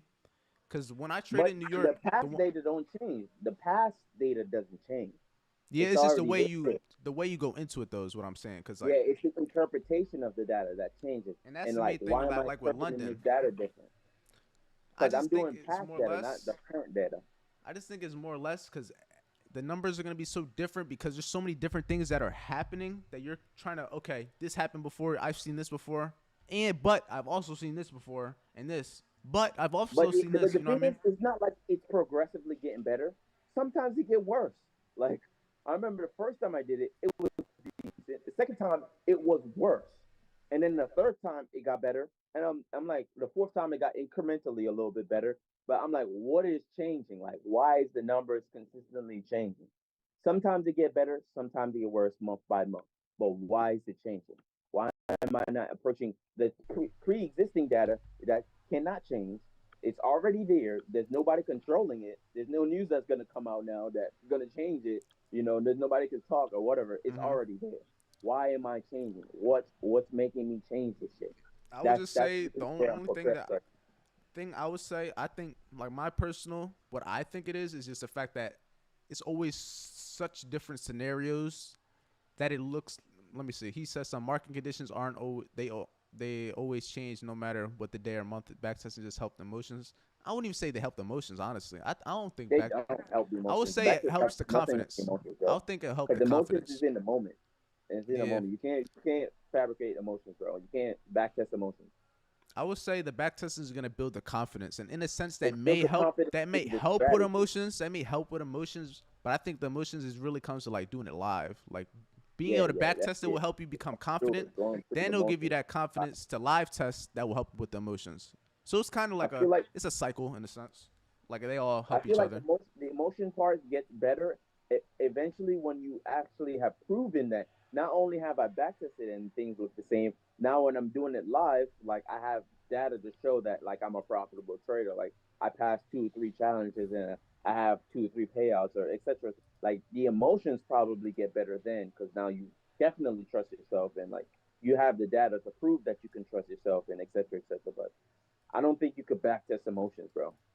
Yeah, I just think it's like a what's it called that it's like it's a cycle thing. It's not building. It's not helping you emotions because nonetheless you have no money at risk. You don't You got no necessarily. money for this, bro. You're not putting into maybe a fact that you're tired for that day. You're not putting into the fact Yeah, you're maybe not putting in the something's. fact that you There's a argued with couple your things. girlfriend that night or your Mm-hmm. boyfriend, no preference. Or maybe you got a bill to pay and like you're struggling to pay that bill or it's not factoring in those things and those things are unpredictable. Those go by day. Nah, that's definitely a fact. It could be very unpredictable. Like the back testing is gonna help you build a confidence, and that confidence is gonna then make you more confident to execute these things. And once you keep executing them, it's like, yeah, the emotions aren't gonna go away right away. You're not gonna be 100% confident, but the more you do it, the more confidence, the more back testing, you're gonna be more confident to actually do it live. And if you keep doing it live and you get the same results, that's what's gonna build the confidence even Yeah, more, and that's that's what what's gonna help right. taking the emotions away because now I you think actually did it live, and you like it's one thing for me to tell you something, but it's another for you to see it yourself every single day, it's every for you single to week. go exactly for you to actually experience it for yourself. You're really not gonna understand what we're saying. Like you probably understand it conceptually, but you won't really fully understand it until you have done it yourself. Yeah, that's definitely facts. Trading is really all about the experience and time in the market. And if you don't really put that time in the market, got the experience, you really won't get to exactly where you need to be or where you want to be because you just don't understand yourself yet. Yeah, but that comes with everyone. We all been in that same boat. We just all it's a I'm still journey at the there, end of the bro. day. I'm trying to tell you, I'm struggling with that right now, bro. I'm struggling even in the backtesting stage where no money is at risk. I don't know what the hell is wrong. It's like it doesn't matter the market conditions. This is what I'm keep trying to tell you. It doesn't matter the market conditions. Like I don't know who said that if it was on YouTube or the chat. It doesn't matter the market conditions. Why? Because it's already there. You can't change it. Like it's Yes, he's already going off there. of past. So why is it different? The one thing that I'll definitely want to say too is, regardless what phase we're struggling in, there's always going to be something next. Because once we think we And it's found, always a, there's once you always think a you level figured up. everything out, like I was just listening to when I was at the gym, I was listening to ICT, probably about like 2 hours to listen to him. He just be spinning. I don't know how he talks so long, but I ain't He gonna be complain. spitting, bro. He be I don't spitting. complain. But he was like, you guys are trying to aim to get to that I made it point. You're trying to figure out what's the next best thing that's gonna change everything. But once you unfold one layer, there's always gonna be a whole bunch of other layers. It's like a book. Once you Yeah. figure something out, once you figure out what you're doing wrong in the back test and you're able to consistently do it, now you're gonna be like, okay, why can't I do it live now? Why can I do it live? Then that's gonna be your next thing. Then once you're able to, why can you do it live? Okay, how can I And then when capitalize you on do these it same live, you're things? like, oh, okay, I do it with 10,000. And then you starting to move up to 20,000, 30,000. You're like, oh, what the hell is wrong? Like, what happened? Because I moved up 10,000, 20,000. Like, what's different now? Like, because the numbers have changed. And yeah, the numbers change, which affects your emotions now. And it's not that you're trading different. It's still messing with how you feel, your psyche, because Mm-hmm. it's not the same thing anymore. That's 100%. 100%. It's always gonna be a little bit different at the end of the day. Just got to be able to learn from it. Keep growing, keep adapting. Because regardless, there's always gonna be issues. I There problems always I gonna was be going through a issues. year ago. I'm just going through different problems. Still have Uh, problems, just different Still levels, different problems. areas. Regardless, because the main thing that I really like been stressing is people are gonna they're gonna go through the phases. Okay, what can I? How do I trade? That's gonna be their first thing. They're gonna be going through everything. The first like year, maybe 2 years, maybe 3 years. They're gonna be trying to figure out how to trade, how to get in and out of the market. But then they don't realize there's a whole journey of you just even figuring out yourself now. Because once you figure out the market, Word, now you got to try to put them word. together, and you they might not even be Like able to be once the you figure same. out, it's not even figuring out the market. It's figuring out your edge because you can't figure out the Mm-hmm. market. You can only figure out your edge. So once you figured out your edge, it's still you now. Because like, say you woke up and somebody in your family passed. Like God forbid, I don't want to wish that on nobody, but just saying, someone in your family passed or something horrific happened. Somebody hit your car. Or last night you got too drunk or whatever. Just life. That shit is gonna fuck up your trading too. Like you can't backtest that. Nah, it's Just definitely it's being able to learn in the moment, and adapt, and the longer you do it, comes down to experience. Like when I was on the phone with my one man's, we was just saying is mainly experience a lot of the time. Experience is gonna really be able to show you what you're doing wrong, what you're doing right, all of that. Because it's always gonna be yeah, different. You gotta learn how to adapt. And the longer you do it, you're gonna be able to learn how to adapt in multiple situations. You're gonna have more experience with shitty market conditions, good market conditions, consolidating markets, but it all comes down to being able to be there, get the experience and learn from it. Because it's one thing to be there, but if you're not learning from it, then it's not gonna matter. Because me, I've been trading 3 years, but in my opinion, there was probably months at a time where I wasn't paying attention to certain things where I definitely could have been. And then I was just kind of going with the flow, going with the flow. And in a sense, you're kind of wasting time in a sense if you're not actively taking advantage of the certain things. that's a fact, bro. All right, we're on day 3. Let's see. I have an idea for I'm, this I'm Logan, 3 right? years into trading too, y'all. So don't think I'm not perfect, bro. I'm far from. I don't even know, bro. Not Like even close to comparison is perfect. a thief of joy. So I don't compare myself to nobody else. But where I was last year, I think I'm further, bro. I think I'm way further. Like, yes, yes, mama, yes. He said I'm further. Nah, definitely 100%. Like even with say someone, for example, like Kel, bro. Kel been trading 7 years, 7 years. But even he said it. He hasn't even. He's probably been consistent maybe 4 years out of it. So three Yeah, years it maybe was just in four. and out, in and out. Yeah, And everyone's time is different. 100%. Like you said, comparison is gonna definitely like it's a kill thief you of joy, when it bro. comes to Gonna doing kill you. things. Just compare you to you last year, bro. 'Cause that's the only thing. It really. That's the only comparison that really matters. I can't say it like when I watch these niggas on Instagram or whatever the case is, and they made like 50K. Like that's it could be depressing. It was depressing at one time, but now I don't care, bro. They'll be like, all right, that's good for you. I can't wait till I do that, but that's good for you. No, yeah, that's why I don't follow I nobody no really more. don't know what you went through. I don't know what you went through to get to this point, bro. Because when I get to my 10K a month, and somebody looking at me saying, "Oh, lucky you," I'm gonna be like, "Yeah, fuck, lucky me. You don't know what I'm gonna do." Yeah, real shit. You don't know what people goes through, and you only know what people let you know. You don't know. They don't show you what they don't want to show you. And that's why comparing yourself to people, it's only gonna do things detrimental for you. Yeah, yeah, unless you use it as motivation. But for the most part, just be like, okay, if they could do it, so can I, and that's the mindset you gotta have with it. Fact. That's pretty much it. Just like, all right, he did it, cool. Because I see some people that come in the game and they rock it off in 2 years, bro. Like, not to talk bad about this dude, like AMG Kai, like I'm like, bro, what? How? I'm like, all right, fuck it, it's cool. You did it, cool, good for you. The side Even if bull. you're faking it, bro. Yeah, like AMZ side, or I don't know what the hell his name Yeah, is, I don't know, but bro. yeah, He just turned 20. I'm like, what the fuck? I'm like, good for you, bro, because I don't, bro, I don't know, good for you, bro, Props to good for you, you. man. Good Yeah, shit. fuck you know, But good for hey, you, you brother. gotta also look at it from like this. Maybe he didn't even go through half the battles we went through yet, and this is just a start for him. He might have more money, he may have all that, but that's only gonna hit him more when he gets all them expenses, and he's really like going through the self journey because you never really know what You really they're. just never know, bro. Mm-mm. For all we know, Everybody, the stuff we're going through now, he's gonna go through it after having money, and that may just make him lose a lot more money than he needs to. But everyone's time's different. You go through things different times, all of that.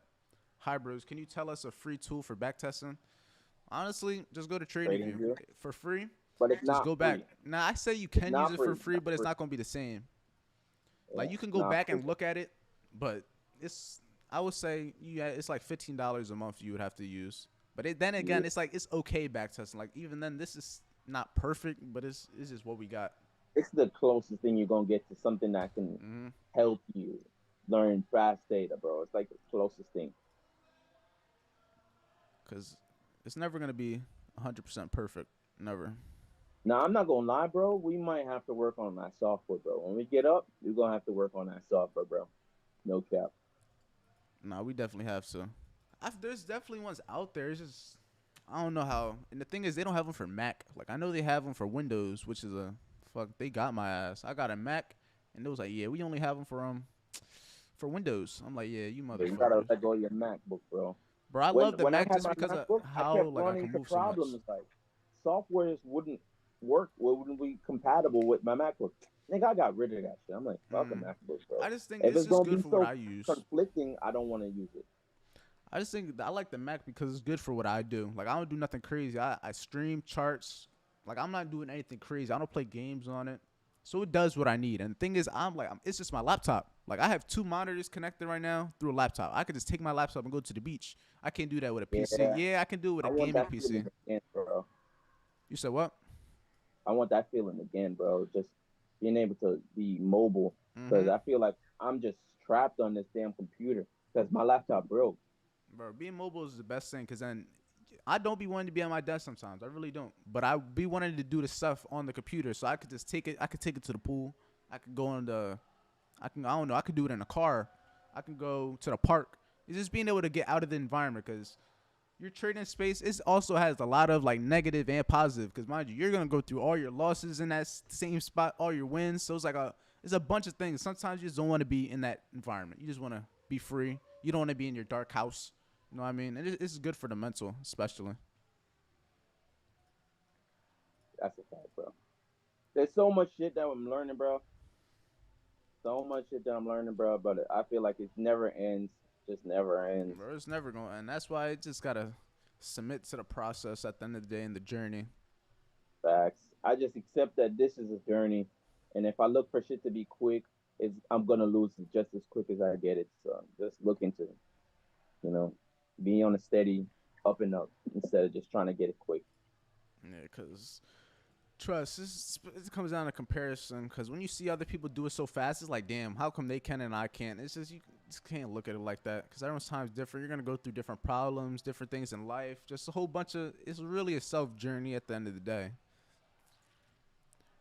No journey is gonna be the same. Yeah, you're gonna have similar experiences, similar problems, but that's just because the nature of the market is meant for us to go through a lot of the same things. A lot of the ways we all lose is going to be very similar just because the way the market is meant for certain things like that to potentially happen and keep on happening.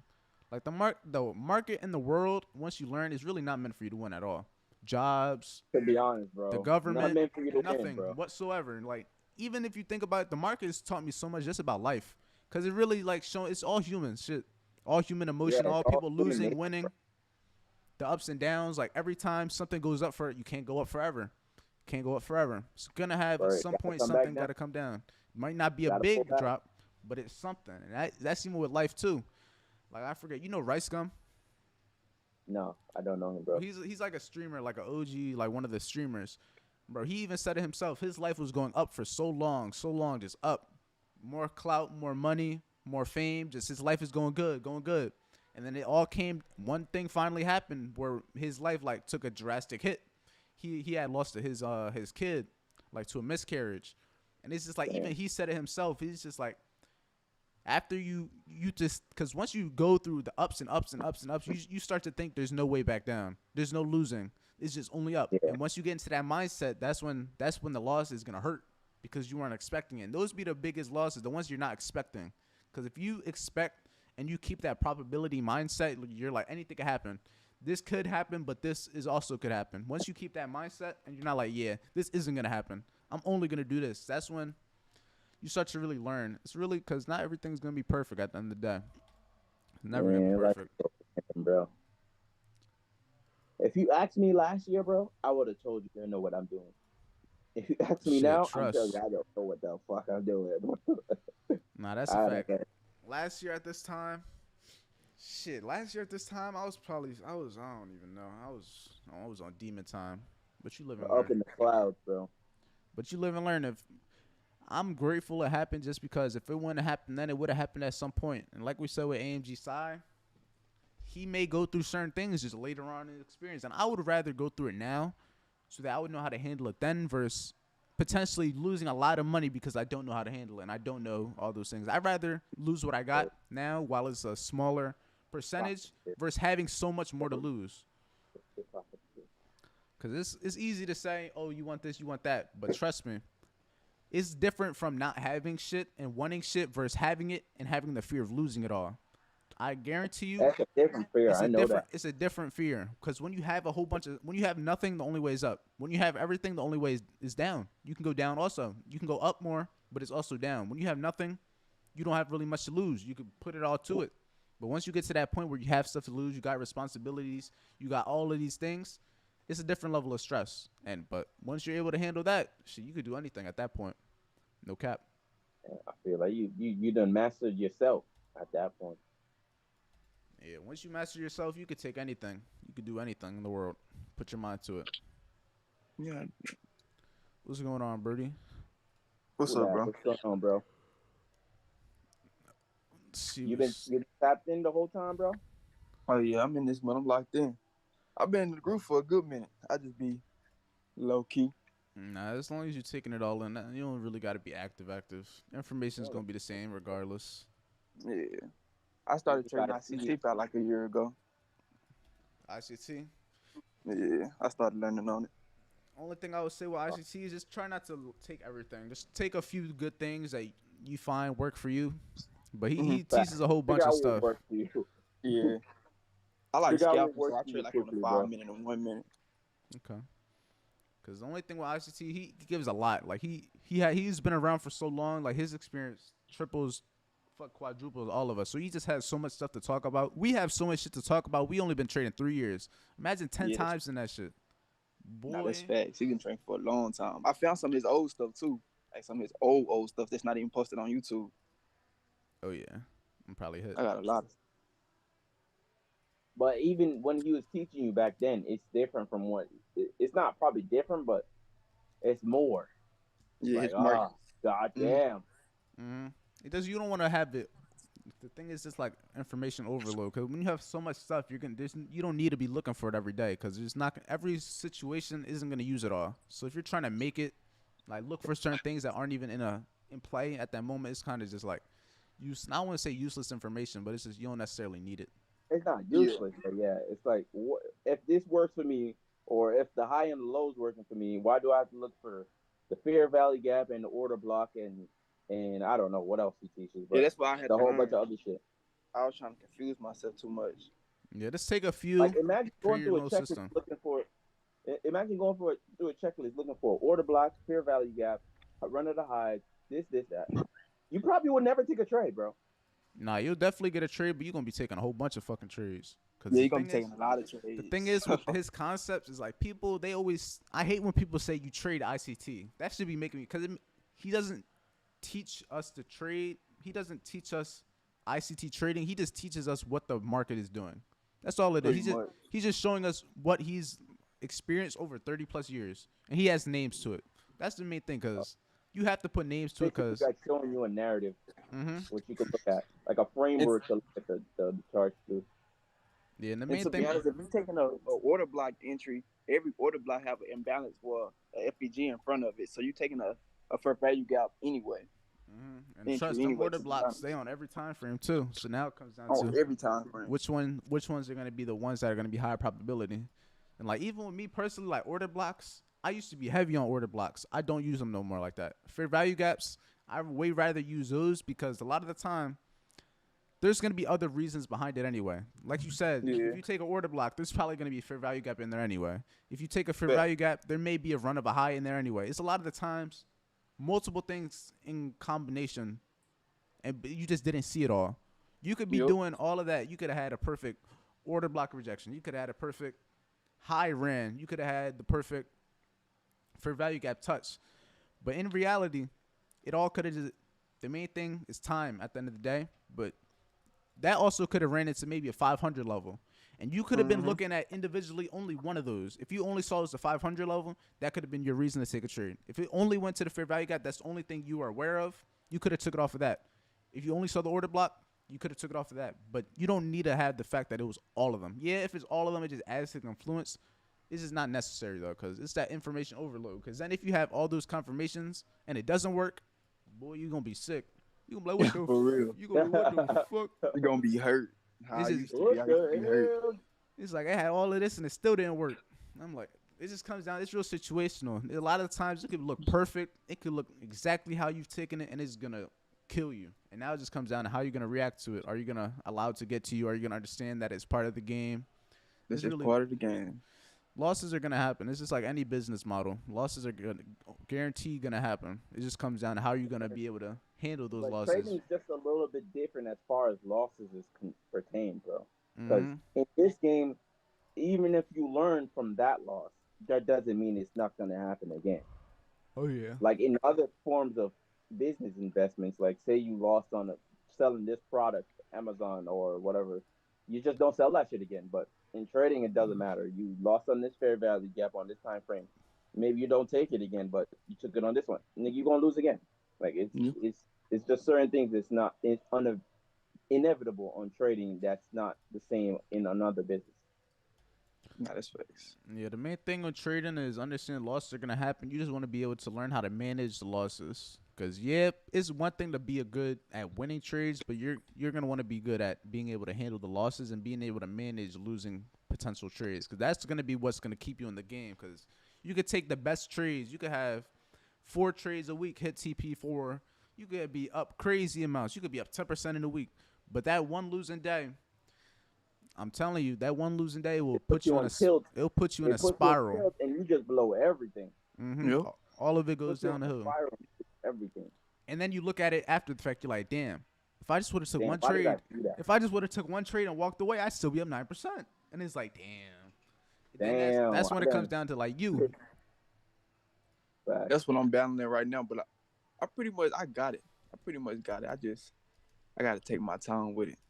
Do you have the data to prove that you got it? That's what thing I was just listening to y'all about. I got to get my data up. You got to get your I gotta data get up. that That's the data. only way you can prove to yourself that you got it. There's nothing else that's gonna help you prove to yourself, bro. You just need the data, bro. I feel like And the that's data's all I gonna need, prove and then it. that's It doesn't it. lie. The numbers don't lie, bro. Yeah. I wouldn't say that's it. You're just going to come to, you're going to have a different problem that you're going to want to be trying to Well, fix. you get to a bit better realization that you Mhm. know your strategy well, but then the Yeah. emotional aspect is different. I'm telling you, how long you been trading? You said you've been on ICT for a year. How long you been trading? I've been training for 5 years. Consistent. I've been training since I was 16. Oh yeah, you How old are you now? young then. Me, How old- well, right now it's still a process. I make a little money, but it's not nothing major. Like I compound my accounts. Okay. It's not about how much you make. It really doesn't matter how much you make. It's Yeah. are you doing it consistently? Because you could do the same thing on $10 account, on $100 account, on $10,000 account. It's the same thing.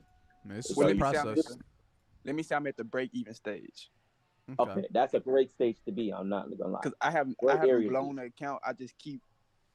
I keep growing it and then coming Losing it. down, Oh, growing it, coming down. that's a great place. I'm not gonna lie to you. That's a great place to be, bro. You're doing better So than like Break even is I would. definitely you're definitely into beginning stages, but I feel like in my opinion the break even stage is where you're really gonna have to do the most. Cause now Yeah, you're like yeah.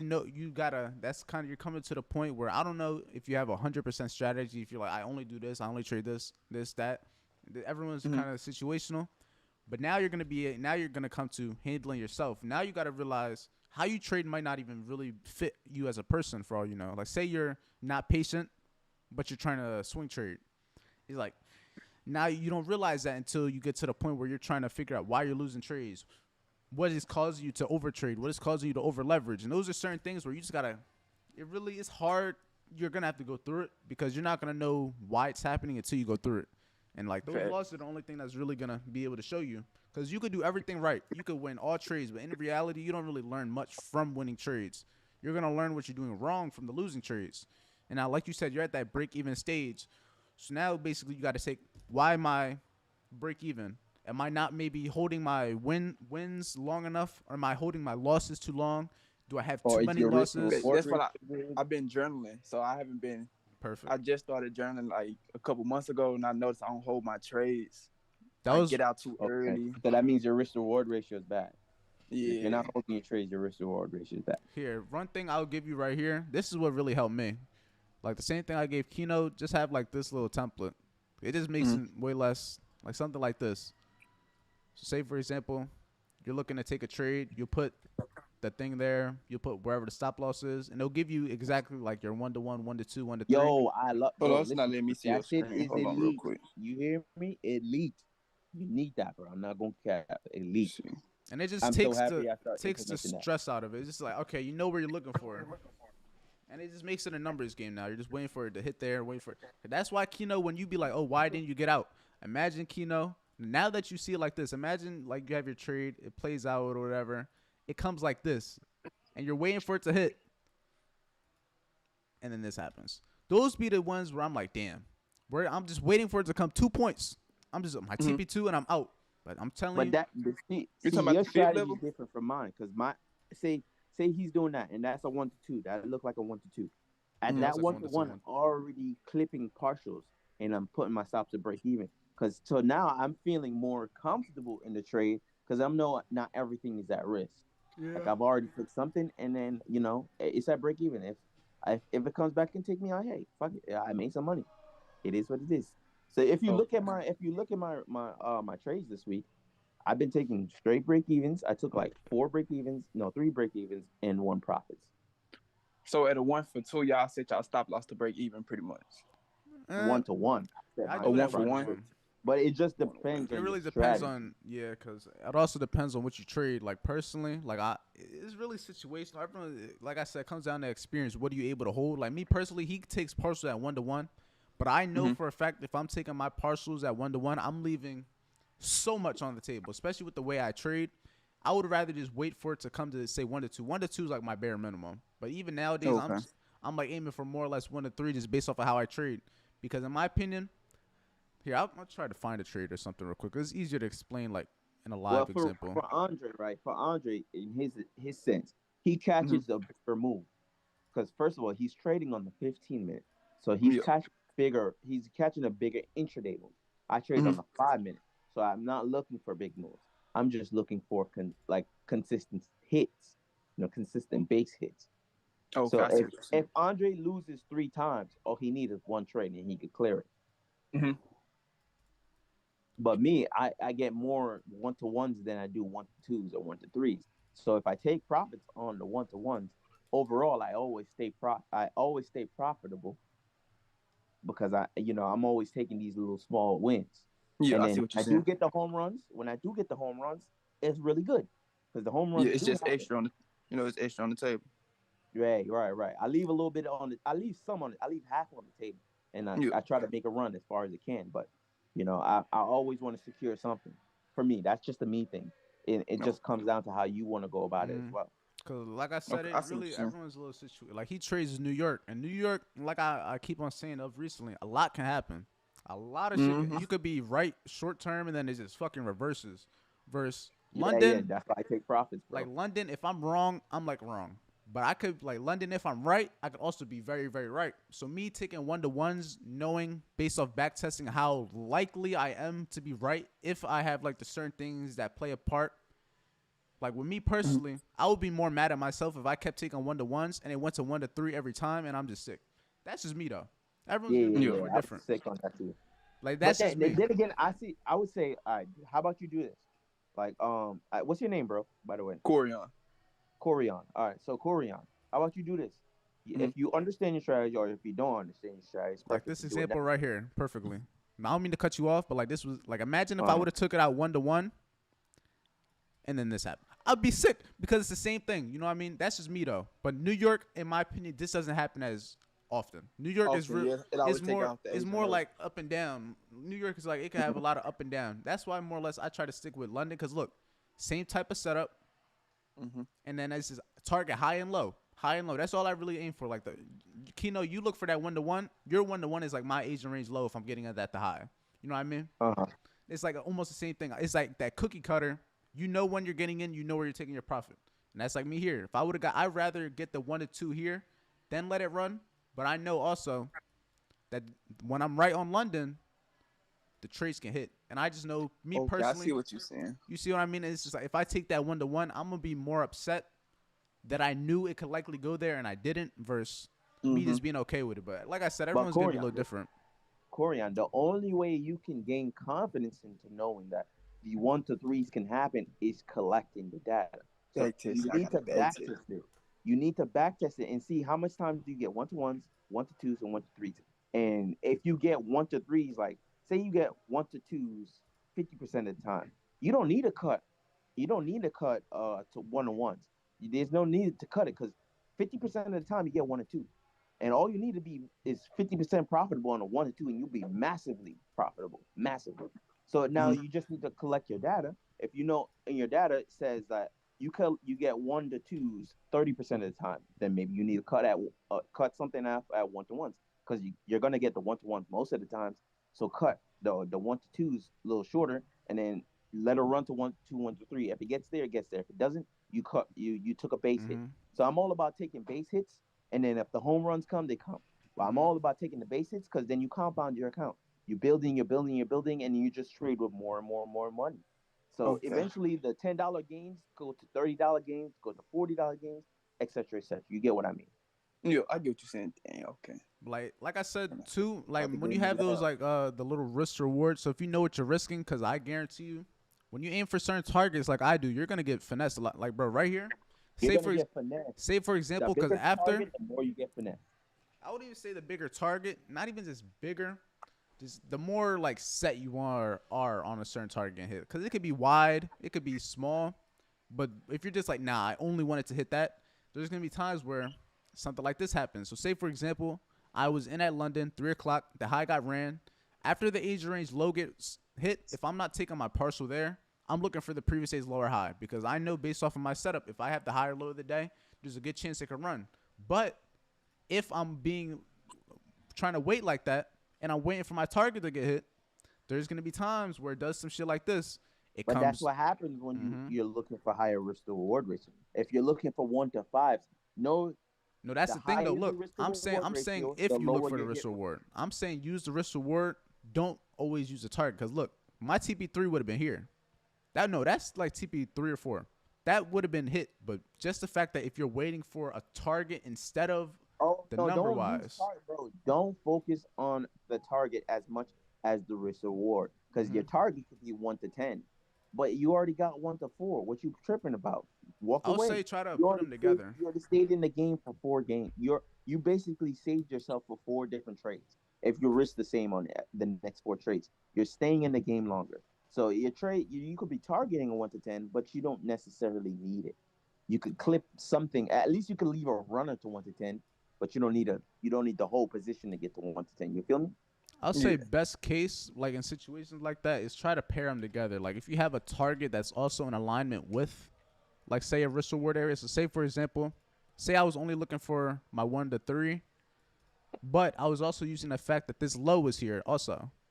So it's kind of you're putting them together. Yeah, you're not looking for the full thing, but you're placing two and two. So it's like, okay, if I get out here, there's a chance it could reverse. There's a chance it doesn't hit this target, but you're also getting out slightly early just based off of what you're risking. Because, yeah, if you would have got out right here, this doesn't really make sense when it comes down to, oh, is there a reason for you to exit this trade here? Besides the fact that you're up 3 times what you're risking, there probably wasn't really a reason to get out here when it comes to the charts, if that makes sense. You know what I mean? But Yeah, if you makes put sense. them together where, okay, say your TP3 is at an area where old higher low is or where old fair value gap is, you kind of put it together to like, now it's like, okay, this makes sense. But just aiming for like one versus looking for the other, is, I say just put them together, make it simpler. Y'all finna make me cancel my plans and go back test. Shit, Bro, you don't gotta hey, cancel listen, nothing. Just give it like an you hour. don't That's gotta all you need. cancel nothing, but listen, if this is important to you, nothing else matters until Nah, this for shit is I be locked in. I be lock locked in, in. bro. 'Cause this shit, I'm telling you, I know for sure, bro. If we actually get up there, bro, the sky's Hmm. the freaking limits, bro. I'm trying to get Sky's up the there limit. with y'all. I'm trying to Sky's reach the that limit. limit. I don't even say sky's the limit. There is no limits. It's just a matter of, cause Bro. shit. If you really think of like, that's really what it is. The sky is the limit, and in that phrase is it's kind of ironic because there is no limit. That's really what it means. Just gotta Literally, put that work in. nah, main thing. Cause trust, there's gonna be ups and downs regardless, and that's just going what's coming down to it. You just gotta understand the overall end goal and what you're trying to get to. Cause regardless, the one thing I always say is not about if I'm gonna achieve my goals or if I'm gonna be successful. It's just a matter of when. It could be 5 years, could be 4, could be 3, could be tomorrow. I just know as long as you have day by day certain things that you actively do. Say for example, like me, for example, I have a few things I like to do every day just to kind of build the things of consistency and kind of build the fact that okay, I am working on my dreams.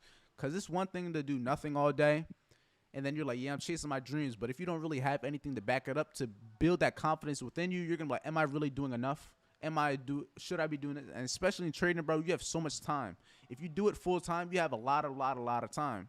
Lot of freaking So if time. you're not doing enough within those like 12-hour differences between trading 24 hours, like me, I have to wait almost 24 hours to trade again if I'm trading London, and that's a long time. So within that time, if you're not doing things that are actively gonna make you feel more confident, you're not doing things that are actively gonna make you feel as if you are working on it. You're good. You're gonna feel like you're not doing enough, and when you're not doing enough, you may try to do some things that aren't necessarily beneficial to you just because you're trying to feel productive.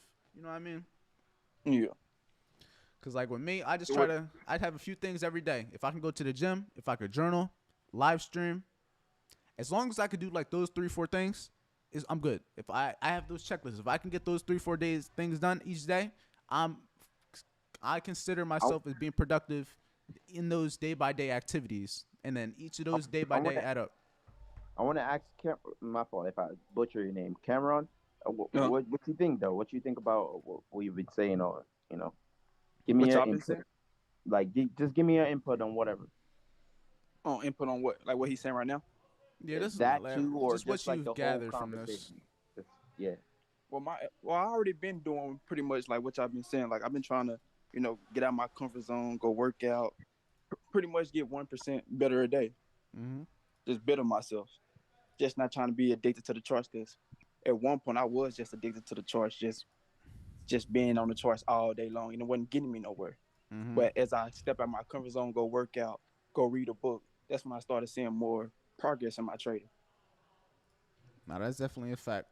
I Sometimes started seeing way too more much of anything gains. is bad. Too much of anything is bad, regardless of what it is. Too Yeah. much working out could be bad. Too much trading definitely could be bad. Too much Like, writing or reading could definitely too much of anything. You want to have everything in moderation, like with a everyone can handle a certain amount. You just gotta learn yeah. yourself at the end of the day. But I'm glad y'all gave me some knowledge on back testing though, because I really needed that. Yes, sir. Get that data up. Once you get 'Cause your at data one up, point I felt like back testing is really was just it was kind of a waste of time. I see because I why feel like people would think that, because live testing is gonna teach you way more, but it's everything has its own purpose. So you're not really back testing to become a better trader. You're back testing so that you can learn your system process, so that you could use that to become a better trader. You get what I'm Right, saying? right. Pretty much. Yeah, pretty But much. the back You're testing you're doing itself the ain't gonna back. make you great. You know what I mean? It's not gonna make you good. The back testing itself just builds the confidence in the strategy. If you so you have can do it confidence on in the live. strategy, you just Mm-hmm. do it. You implement it now, and then while you're implementing it, life happens, and then you get to see what am I doing to mess up what I've already back tested. Like if I back test every month, and I know after a month I'm supposed to be profitable. Maybe this month was not profitable. Why was it not profitable? Was I going through something? Did something happen, or et cetera, et cetera. But backtesting is just literally just understanding the strategy. Really, that's it. Fact. That's all it is. Yeah. Because once you get the system, I'm telling you, that's the easy part. Because you That's the can have the easy part, perfect bro. system, but if you don't know how to properly handle yourself, like I could have, like I'm telling you, even from my experience, I personally believe I trade better than a lot of other people, but that doesn't make me a better trader overall. Because if I can't handle myself in certain situations, if I overtrade in situations, if I over leverage in situations, if I don't get out of the trade, if I don't, it's a whole bunch of little things that don't necessarily have to do with getting in or out. Getting in or out. Getting in and out is the easy part. Is it gonna win or lose? How are you gonna handle yourself? Are you gonna be boastful? Are you gonna feel like at the top of the world after each win? Are you gonna feel like you're fucking suck after each loss? Those are gonna be things that really define you as a person. Because even if you look in the chat, like in the private inner circle in the trading society, there's gonna be a whole bunch of people that catch trades, but Mm-hmm. that doesn't mean it doesn't mean a lot in the grand scheme of things. It really doesn't. Anybody could catch a trade. I don't know what you were thinking. I don't know how your emotions felt. You could have been ready to cancel that trade 100 times, and then 9:30 hit, and then you're in profit. Now you felt like the man. You know what I mean? It's like a whole bunch of things. It's really situational experience. Just gotta always understand that. No, that's facts. I get what you're saying. It's a lot. It's a lot pretty much into it. Nah, It's definitely a levels to lot. it. Basically, Emotions, it's levels to it. psychology. Yeah, It's like it's phases at levels. the end of the day. Once you're done one phase, you're on to the next. It's like school. One It ain't level gonna you never learn, stop. never gonna stop. Never What? stop, But bro. once you get to the It's point, just a journey. hmm once you get to the But point that you know what you're looking for, is just continue to push each day, continue to go, and just making it happen. And just get 1% better each day. yes, sir, bro. Like Friday, bro. If I took that trade, I would have been up. But I'm like, damn. Now I back tested it so much times. It's not many times that I get a 1 to 3. So I missed that 1 to 3. Now I'm thinking about like, damn, is the next trade gonna lose? Now Nah, trust. I'm maybe walking into the market on Monday like, fuck, I might lose this trade, and that can affect me psychologically. So I'm gonna try to Mm-hmm. work, Like, look, trying to just look at forget this about example right Friday. here too. Look, my back Sheesh. tested example. Look at what happened on my back tested example. This is gonna happen to me live at some point. It's already happened before, but look exactly like what happened. The reason I got in was valid. My stop loss was valid to an extent because it withheld the whole move. But now, if this was spread, I'm out. I'm out that thing. Now, am I gonna try to get back in when it's going my direction, or am I gonna go to sleep? But then, if I wake up in the morning and I see my trade could have been like this, how is that gonna You're make me gonna be feel? dread. You're Am gonna I? be dread. Mm-hmm. Very mad. Very mad. And then how do you handle that when you wake up, or Yep. how do you handle that in the next day? Are you trying to fight to get it back? Uh, Exactly. And that's what it really comes so down much to a things. lot of time, bro. It really comes down to that. Cause I like, appreciate y'all for real though. nah, I got Nah, you, bro. bro. We just Always. trying to stay locked in, no cap. We know what We be it's doing this like. every day Trust. though. Every day, bro. We know what it's But this like to journey, learn. this a long, lonely journey. Nah, that's what, Very bro. That's lonely, exactly bro. what that's what the chats are for. Like, I made the private inner circle because it was so lonely and I didn't have people to talk about it with. Now I don't even gotta necessarily talk in the chat. People just do their own thing, and I like that. Yeah, it's not always gonna be perfect. There's gonna be a couple people in there boasting, bragging, but listen, some people gonna have to. I like to see it because I want to see how long it lasts for everyone. That's what I like to see. Mm-hmm. I'm like, if you want to be, if you're this good, right? I hope you're this good in 5 months. I hope you keep that same energy in 6 months. And if you are, I congratulate you. But most people, it's not gonna be the same. But even like Bells, for example, like that's my boy. But when he feels at the top of the world, he needs to realize it's not gonna last forever. To be able to maintain with it, you know what I mean? Because then when you say you do things like this, where you move away to kind of better yourself, I know that, but now to the outside person that doesn't really talk to them, they don't know that now. You know what I mean? It's a couple little things, but that all comes down to community and just human emotions. This is a human game. Shit can get Yeah. hectic. No cap. Trading is the like someone said it like a day ago. It's like the easiest way to. It's the hardest way to make easy money. No cap. No. Facts. Super hard, bro. Once you start doing it, man, I feel like it comes second nature, just like anything. Nah, once you get locked in, like once you're in, bro, it's hard to get done. Like once you deep enough, it's like you don't want to stop. It's too late now. Like look at Kel, bro. 7 years in. 7 years is crazy. That's how I feel right now. I'm like, damn, I've been doing this since I was 16. I'm 20 now, so I'm like, it ain't no turnaround now. Might as well just go ahead through it. Nah, yeah, Like, you that's the keep going, point. bro, because you're gonna be better off than majority of other people, even if it takes you 10 years. Like like what I'm saying to you is also like me, because I'm 22. So Yeah. regardless if it takes me 5 years, 10 years, I'm gonna still be ahead of so many other people. Regardless how long it takes, it don't matter. It really don't. Because Right. the lessons you're learning right now, you're learning how to master yourself and you're learning how to handle yourself. You're not gonna. There's not many careers or like jobs in the world that you're Just gonna gonna have to teach that not even have to teach you that you're gonna have to go through this. Not many. Right. You're not gonna have to go through this. Like the pain that we're all gonna go through at such a young age from doing this, money loss, understanding that everything is our fault, understanding that it's 100% accountability, and understanding that, in a sense, we're not meant to win. Most people don't Facts. understand that. I feel like if you give up on trading, you'll give up on anything. To be honest, Oh yeah, To be honest, because it's real like everything takes work, bro. yeah. Unless you want it like a Everything nine to takes work. five, that's easy, right? Unless you It's, comfortable working a 9 to 5. If you yeah, comfortable, that's because nobody want to work it, but it's unless you comfortable working it. I mean, go right ahead. oh yeah. Like the way I look at it, when I work a 9 to 5 or try to catch one of these a month, see, I'm cool because look, that same setup. When it plays, and I kind of like this because I caught this trade too. I caught this high. That's why it's like it's good to look back at because I took the same trade. That's a fight, yeah, straight. Right, and the main thing is, what was the reason I entered? The same reason I entered every other trade on this so far. They all look the same. That's what I'm saying. Like the end result may not always look perfect, but that first entry to exit, that's all I'm looking for. And anything after, that's why I leave my runner. But just know on days like this, I think on this day specifically, I went to sleep on my London trade, so I didn't have a TP set. I just let it run, and boy, oh boy, was I happy. Boy, oh boy. Boy, oh boy. But yeah, I count that as a 1 to 2. But it's all a learning process. And like I said, it's good to have people around you. That's why the community's here. Like-minded people to come together because regardless, we're all at different stages in our journey, but we're all going to go through different things. We're all going to go through similar things at different times also. Because what you go through now, you may be having the same conversation with someone else in 3 years on how like what you found works for you best and what you found doesn't work for you best. Facts. we're here to win, bro. Not real shit. No matter how long it takes, as long as we got that end result that we want, it's only a matter of time. Only a matter of time. Talking about that, I feel like I'm finna back test, but I'm in New York now, bro.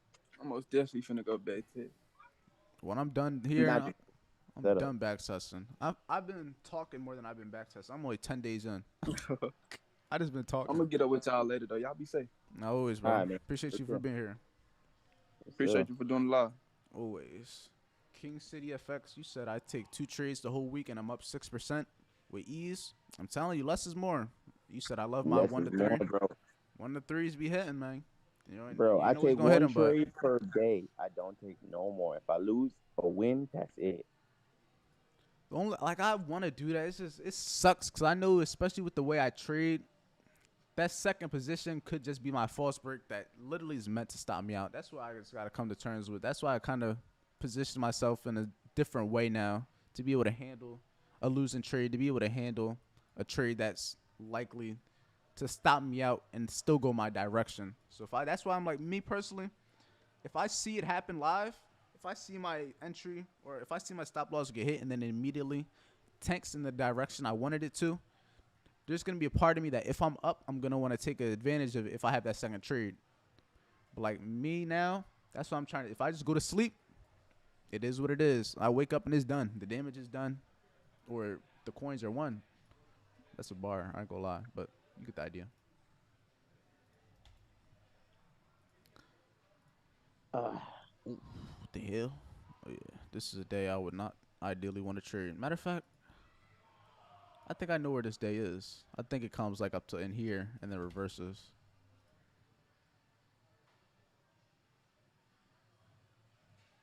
Call me fucking yeah, Houdini. Sheesh. That's another thing with back testing. Since I've traded US 30 for so long, I feel like I've seen a lot of these setups. Like these days, I back but test make on. sure the setups are the same. Then make sure Not that even that. your approach and the setup is the same. Cause like this up here, this move, I would. Matter of fact, did I? Yo, they Bro, live I setups back like. tested my strategy like it's 6 months, like 5 times, bro. Like I kind of know now when exactly that big ass move is gonna happen. So now it feels like it's kind of unfair, but the numbers is still changing.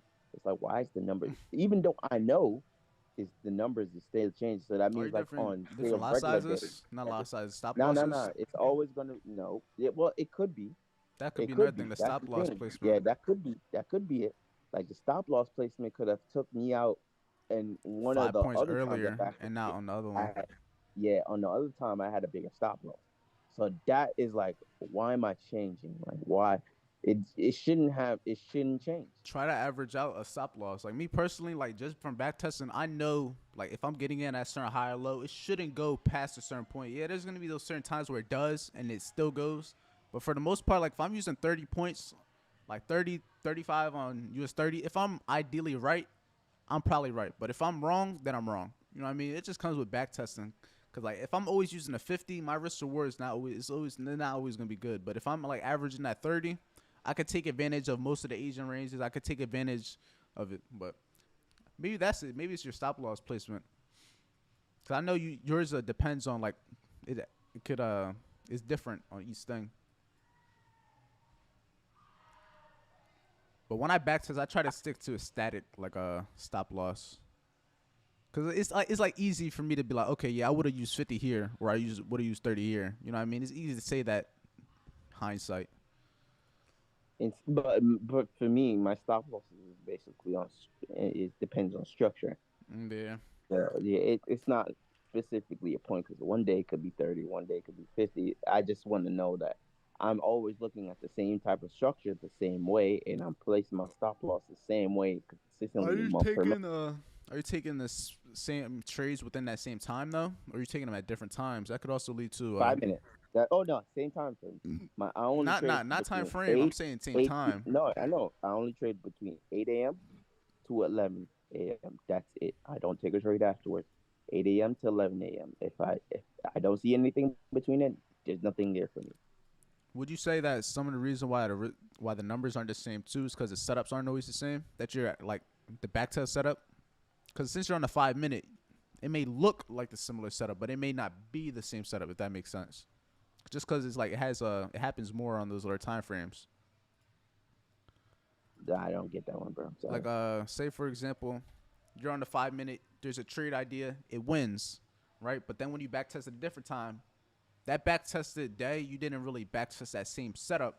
You backtested maybe one that happened 10 minutes or 15 minutes prior or 30 minutes after, if that makes sense. Because since you're on a lower time frame, and within that like what 8 to 11, that's what Oh, I get what you mean. I three get what you mean. I hours. get what you mean. It could be like Yeah, a yeah. different So setup. yeah, I get what you mean. So again, like so how I trade, everything is structure wise. So Mm-hmm. I only enter based off structure, and my stop loss is based off structure. My TPs is based off just one to one, 1 to 2. It's not based off structure. So 1 to 1, 1 to 2. That's it. So the structure always stays the same, even though like I don't trade. It doesn't matter. Like if the structure happened at 8:50, it's supposed to happen at 8:50 again because the time already happened. But now I'm using news releases too because before I didn't. Like when I first backtested, I didn't use the news release data, so my numbers was crazy. Like they were all over the place. I'm like, what the fuck happened here? Like why the hell did this just spike like that? And then I'm like, all right, cool. I got to backtest it with the forex data. So now I look like, all right, so 8:30 news is about to happen. So I did a set of time of news things that I pay attention to, like NFP, when Powell's speaking, PPI, CPI. You know the shit Yeah, that's look right really here. crazy. Like Like that look, one's really crazy. That's the all one that this, I pay attention. all this was bullish, and look, I 8:30 do not came. trade PPI or CPI no more. I don't trade those days at I'll all. trade Like the before. whole entire day, I don't. I don't want to be in them I though. won't trade the whole entire day. The entire day, bro. I won't trade. I'll just stay out the market. PPI, CPI, stay out the market. I don't want to trade. I feel it. That's like how I am with certain days of the week. Like I'd rather be in trades on Tuesdays, Thursdays. But even then, I don't think those are major events. Major events don't happen on Tuesday and Thursday, do that? Now that I think about it, CPI happens on Tuesday. now CPI CPI is a does happen Wednesday. on Tuesday. I thought it was Wednesday. No, PPI is Wednesdays. But look in the force calendar right now. I got you. I'm gonna post it in the chat. Nah, ain't no way. And Ain't no way. CPI is. I'm pretty sure it's Wednesday. bro, I got you, bro. Don't say nothing. Let me see. CPI next week. We have any? It's the week after. It's on the 14th. PPI and CPI is back to back. I swore CPI was Wednesdays. Maybe it changes. PPI and CPI is back to back. I backtested it so much times, that's why I know now. So PPI is on CPI. Tuesday. Yeah, this PPI is is on Tuesday. Tuesday. CPI is on Tuesday. PPI is on Wednesday. Those 2 days are FOMC not be trading. Wednesday. But it's always like that. PPI and CPI is back to back. It's So always like that. Tuesdays are CPI. Interesting. Yeah, Tuesday CPI, Wednesdays are PPI. So always like that. Every month. You could look, go back, you'll see. No, I see. I'm on the calendar. I just see the. Cause I was thinking, cause Thursdays don't usually have the high volume news. It has news, yeah, No, but it's not Thursday nothing doesn't. crazy. Yeah, Thursdays doesn't I'm really thinking, cause have I it. was thinking if Tuesday didn't also have high probability news, that could be something that's good for my trading. But Tuesday's CPI, so I guess it's really situational. CPI is either gonna cook my London trade or it's gonna push it in profit. Like even Yeah, right yeah. here. So this is a Monday, 8:30 hit, and shit just tanked. Shit Bro, just tanked. you know what I seen too? The days that has no news, like say the day like no news at all. I'm talking about not like I'm talking about only red and orange folder, not yellow folder. The Like they be yellow folder. smoother. No, those days when 9:30 come, it go crazy, bro, because it had no direction. It had no bias or direction for the day because there was no 8:30 news or 8:15 news. There was no news prior to make that market move in one direction or the other. So when 9:30 opens, it just goes crazy for some reason. So those days I wait for after 9:30. So So I'm what just days with no learning. news? Yeah, they try, bro. Do the back test, bro. I'm telling you, I've done it so much times now. I'm like, oh, I'm starting to pick up certain stuff. All right, so Nah, I feel let me you. show I would you. say the what I backtest instead of the New York Open, I backtest the London Open. Like days where the Open will just trend versus create consolidation to have my move. I shall go on Go back to You said which one? May 9th. May 9th. That's CPI week, by the way. CPI PPI week. CPI and PPI happens back to back, So Wednesday, look, Thursday. When it's either Wednesday, Thursday, or Tuesday, Wednesday. this is the situation I'm saying here. So this is May 9th. This is what CPI was. No, May 9th is no news at all Okay. on that day. So go to that 9:30, open it. This right here. Yeah, I figured. Boom. You see that? Boom. That should take off, bro. It's definitely, and then it consolidated. Trash. Then it What's can over here? The day validate. later. Nah, that was the day later. That's CPI. 8:30. That's CPI. The So day this was later CPI. CPI. Yeah, that's CPI, and the day after that is PPI. Like, look, these are CPI why I still PPI is trade always it. Cause back to look, back. you see what happened beforehand. That's why I'm like, if I'd rather trade before it. After it would have stopped me, but that's why I'd rather be in and out before, like within that setup. Like, look, high ran. What time? 3 o'clock. 3 o'clock on the dot. Boom, nice little move. Yeah, I would definitely sell every time before PPI. I don't know.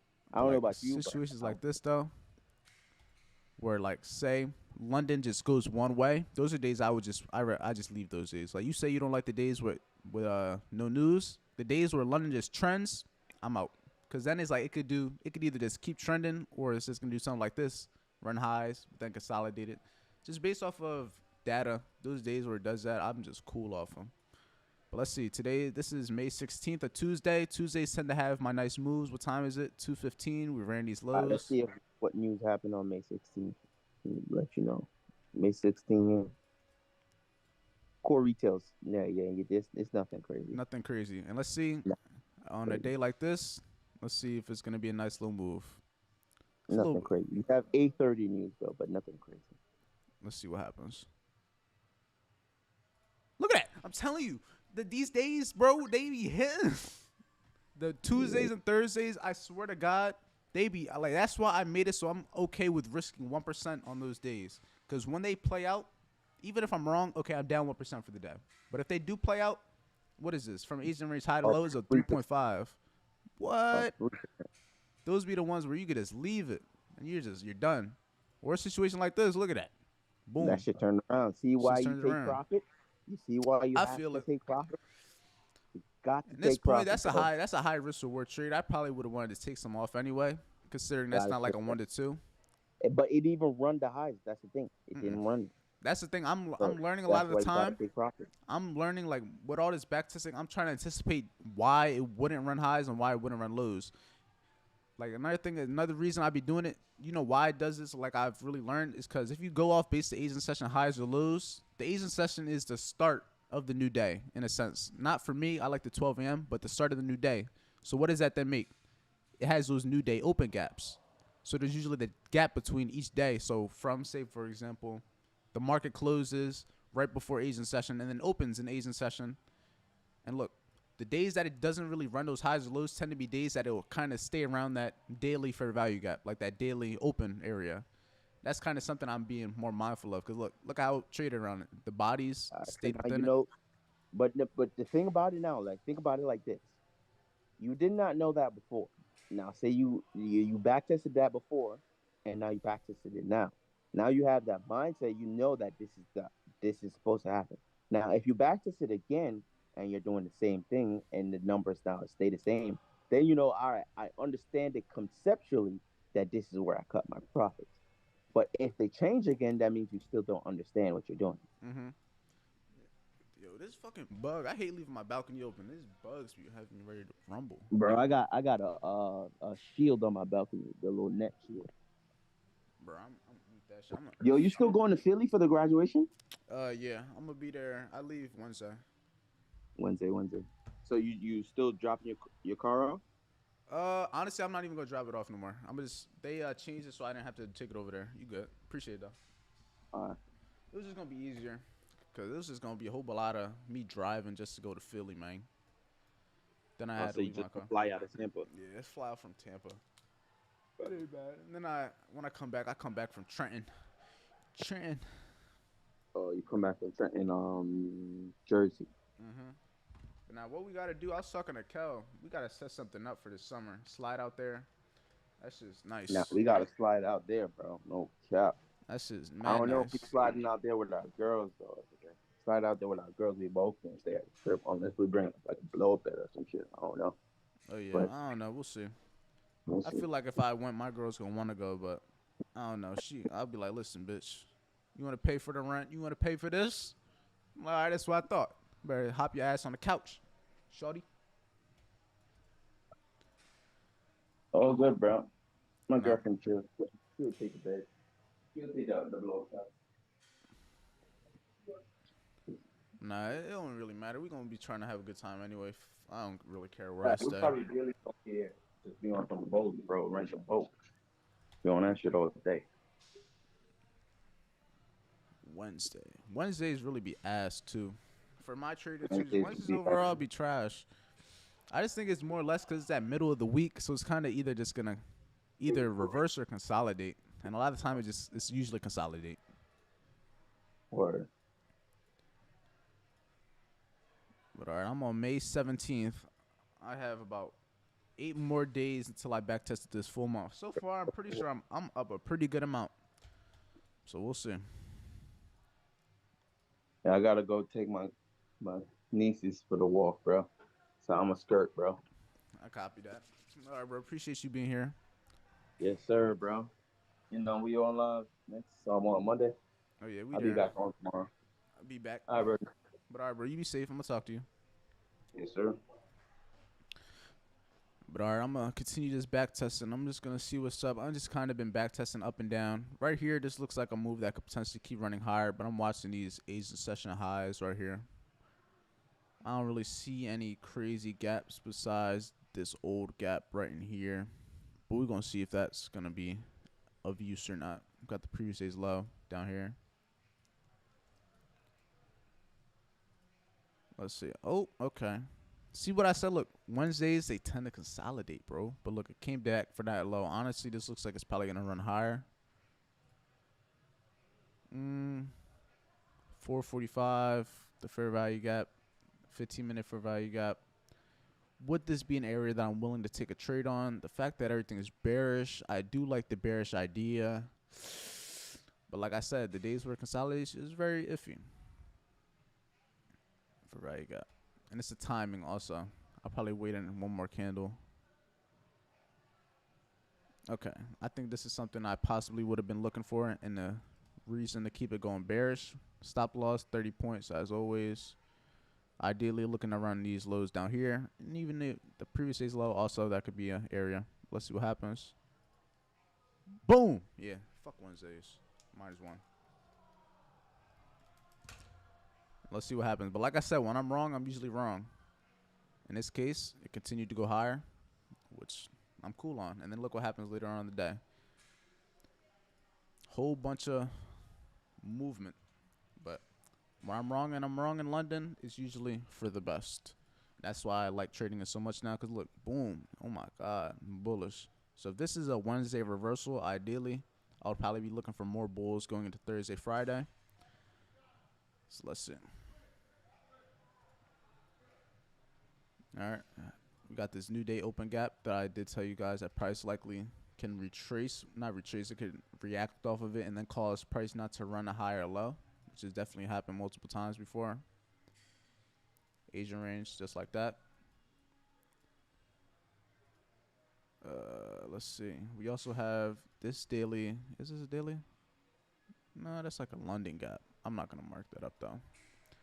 In this case, I don't see too many fair value gaps besides this one in here.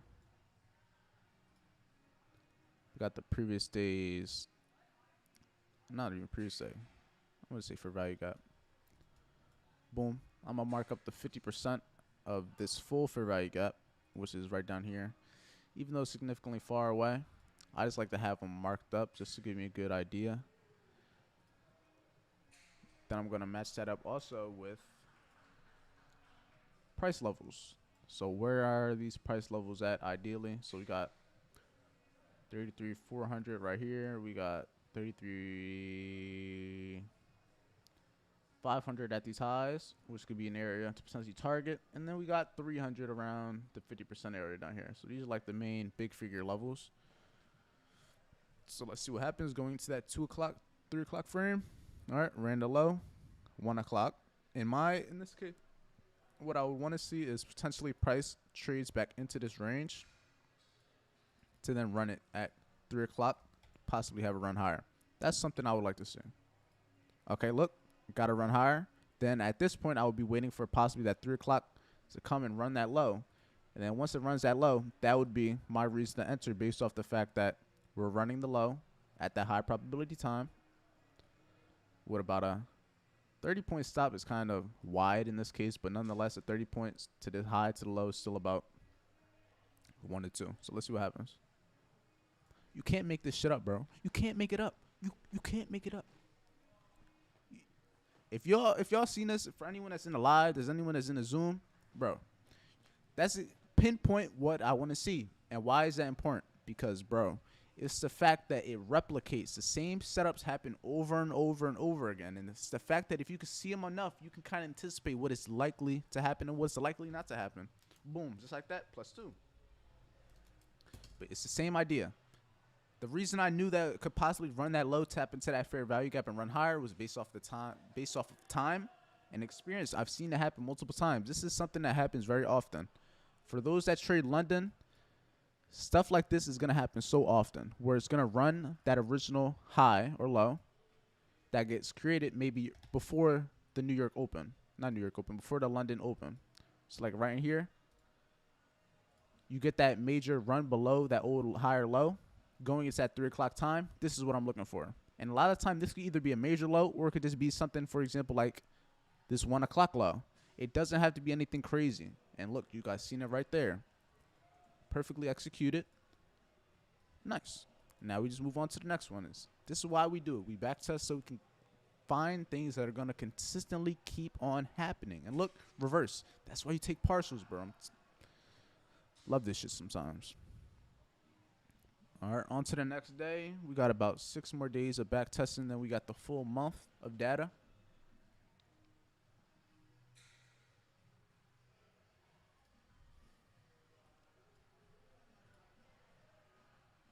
Boom, boom. We're going to mark up Asian range. Look for the high and low. Look for highs and lows within the area that could possibly get ran. In this case, we got one right here. And we're going to do the same thing. Look at the hours, see if there's any fair value gaps. We have right below that low is a fair value gap. If you look over, we also have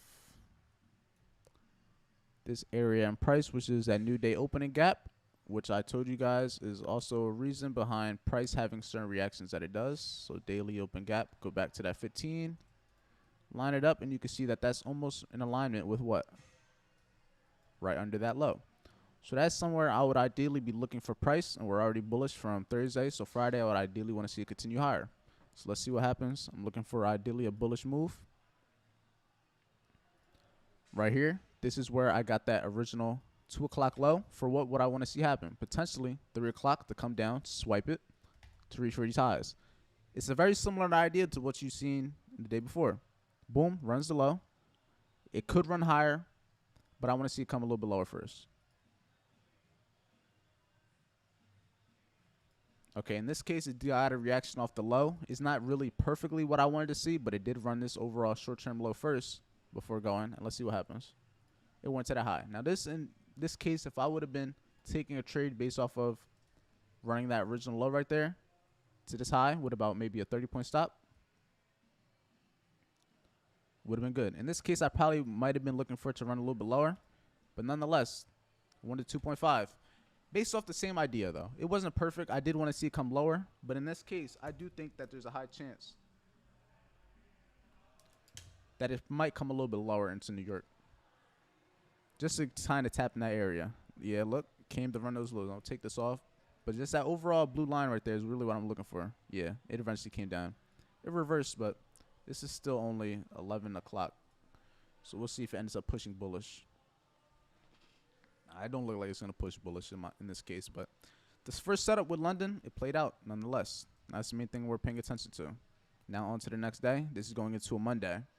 The one thing I do like with Mondays, I'm pretty sure this is the 22nd. I remember this day. I'm almost 100% sure that it's going to trade inside of this gap within here, which is what?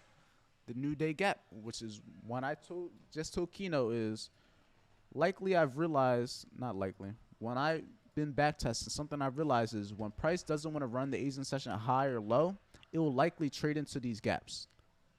Now, if we pair that with the fact that we had the short-term low here, also, now I'm going to simply wait for that to run it Monday, since you get a bullish move. But the main thing is timing. And look, timing and liquidity. The low still hasn't got ran, but at 2 o'clock, we made a low. What do I want to see? I want to see 3 o'clock push into it for potential push higher. Boom, that's my entry. And we got a rejection off the 50% of the Asian range, plus that gap. About a 40, 50-point TP. In this case, I wouldn't be risking 30 points. Probably would be risking about 20, just for the sake of this. If I would have been risking, matter of fact, I'll keep it at 30, but I'm going to have to keep a higher TP. So my TP is going to have to be 60 points now for that 1 to 2. And I don't like situations like this because I know that once it runs this high, it could easily continue to fall lower. But let's see what happens. Boom. So that 30-point stop loss, it saved me. It very much saved me. And that's why I try to keep it static. But as you can see, if I move this over, what did it do? It filled the gap. At what time? 3 o'clock. And then what happened? Push higher and went to the high. What had this been? 1 to 2. And then, and mind you, I knew this was going to happen just because I traded it. This was a trade I caught, but it's the same premise. Even though it didn't run the Asian range low, it's still the same idea that the lows got ran at that time to go higher. It's very cookie cutter setups that I like to do. Let's see.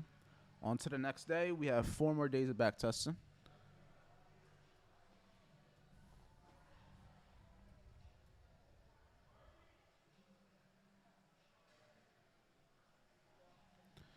Wait for this Asian range to get created.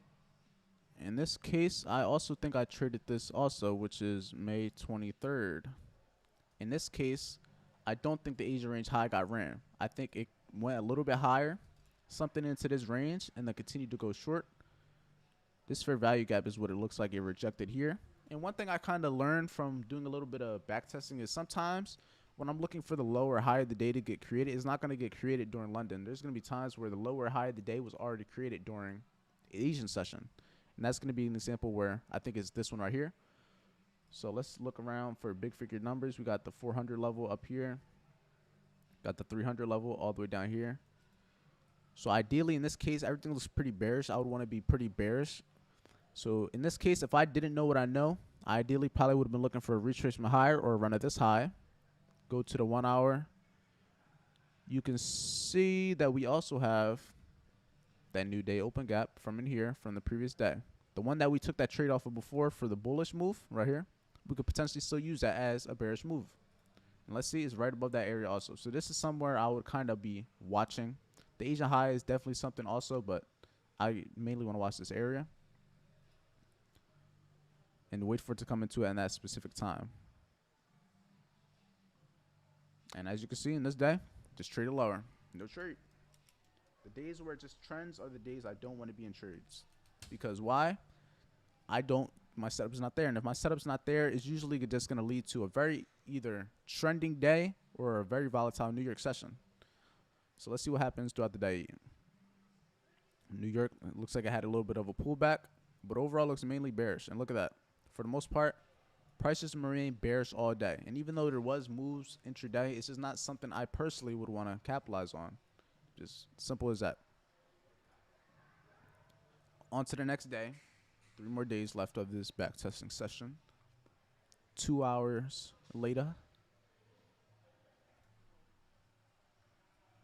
And let's see where we're going to watch the Asian session high. I do see a fair value gap up here that I'm have my eye on, which is right here. I'm watching that one.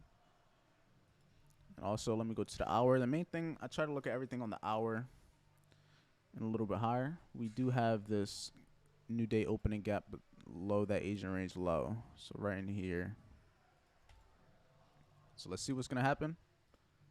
Okay, one thing I'm noticing is we did kind of build some liquidity here, 1 a.m. We didn't run this high, so if there is going to be a run of this Asian session high to go lower, it's more likely now because there's building more liquidity behind it. Let's see what happens. Boom. Very big major drop. Let me see. I don't really see any reason for me to take any trade in here. And mind you, it's still early. It's not even 2 o'clock yet. I get on the charts around 2 a.m. So at this point, we're starting to get some reaction after what? We ran like this short-term low over here. But based off of price, there isn't really too much reason behind why price would just stop here. Maybe if I measure the 50%, 50% is still all the way down there. So if this just pushes higher, and look, it just pushes lower. Simple. When I don't see what I want to see and it just trends, a lot of the time that leads to what? Me not likely wanting to take a trade. And what day is this on? A Wednesday. Like I said, Wednesdays tend to either trend or range. And when they do that, I don't necessarily get a lot of setups. And as you can see, we started getting more movement later on in the day. But let's see if it's going to overall just trend lower or just going to have a big reversal. And just like that, trended lower. So you can kind of anticipate the days that are going to have movements like this. All right, so now we're Asian range. Let's see. Everything's already bearish, so we're going into a Thursday. So at this point, I could be even looking for a potential reversal because one thing about Thursdays is they tend to be like those reversal days. I like to watch them. We have this open gap up here from the daily. Open gap. We have these lows down here. We have this short-term low right here. That looks like it's in alignment with a big figure 700 level. Just like that. So that could be something I could potentially watch. Could run that. Could run the Asian range low. It really just depends on timing. It tapped into this area up here at 245. So in my opinion, I would ideally want to see this continue move bearish, even though I don't think I would have taken this trade just because it came so close to the high and didn't. But look, it's ideally going to run that Asian range low now.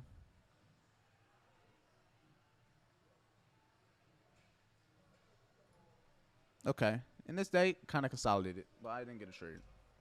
Nothing that was clean. Why wasn't it clean? Because one, this didn't run the Asian range low. It did run this low, but didn't keep running higher. This came into the area at the time, which could have been a nice move nonetheless. But I personally don't want to say I would have taken that. And one thing I'm noticing, if you notice, this is all happening roughly around the same week for the most part.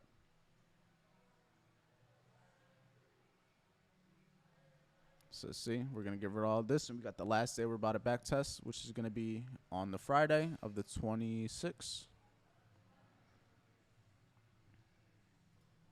All right, we got it. Now, ideally, everything's pretty bearish. So in this case, I would probably want to see prices continue the trend bearish. Because one thing about Fridays is they usually just continue the trend of the week. There's not many times where Friday's going to have a big old reversal. But it's definitely times where it has and it will do it.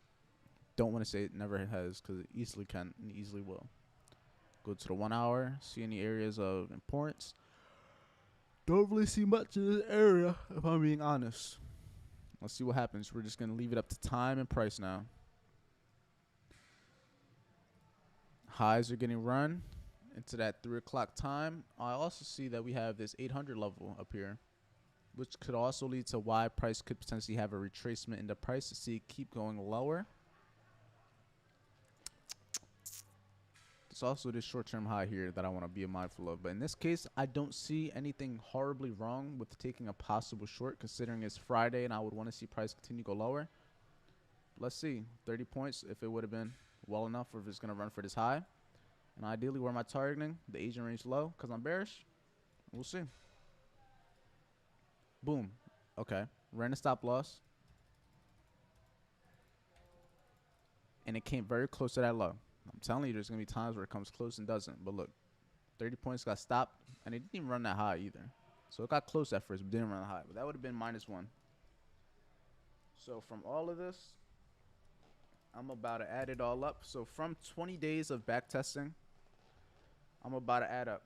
So -1 plus -2. No, -1 plus -1 plus 2 plus 2.5 -1 plus 0 plus 3 -1 plus 2 plus 2.5 plus 2, and then those 3 days I didn't take a trade, and then -1. I will still be up 11%. Well, plus 11 risk reward.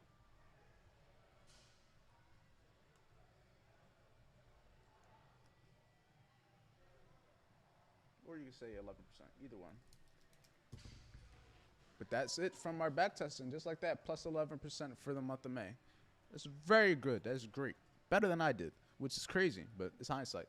It is what it is. But for everybody that watched this stream, I appreciate you guys for being here. Appreciate everyone for taking the time out in their day to be here.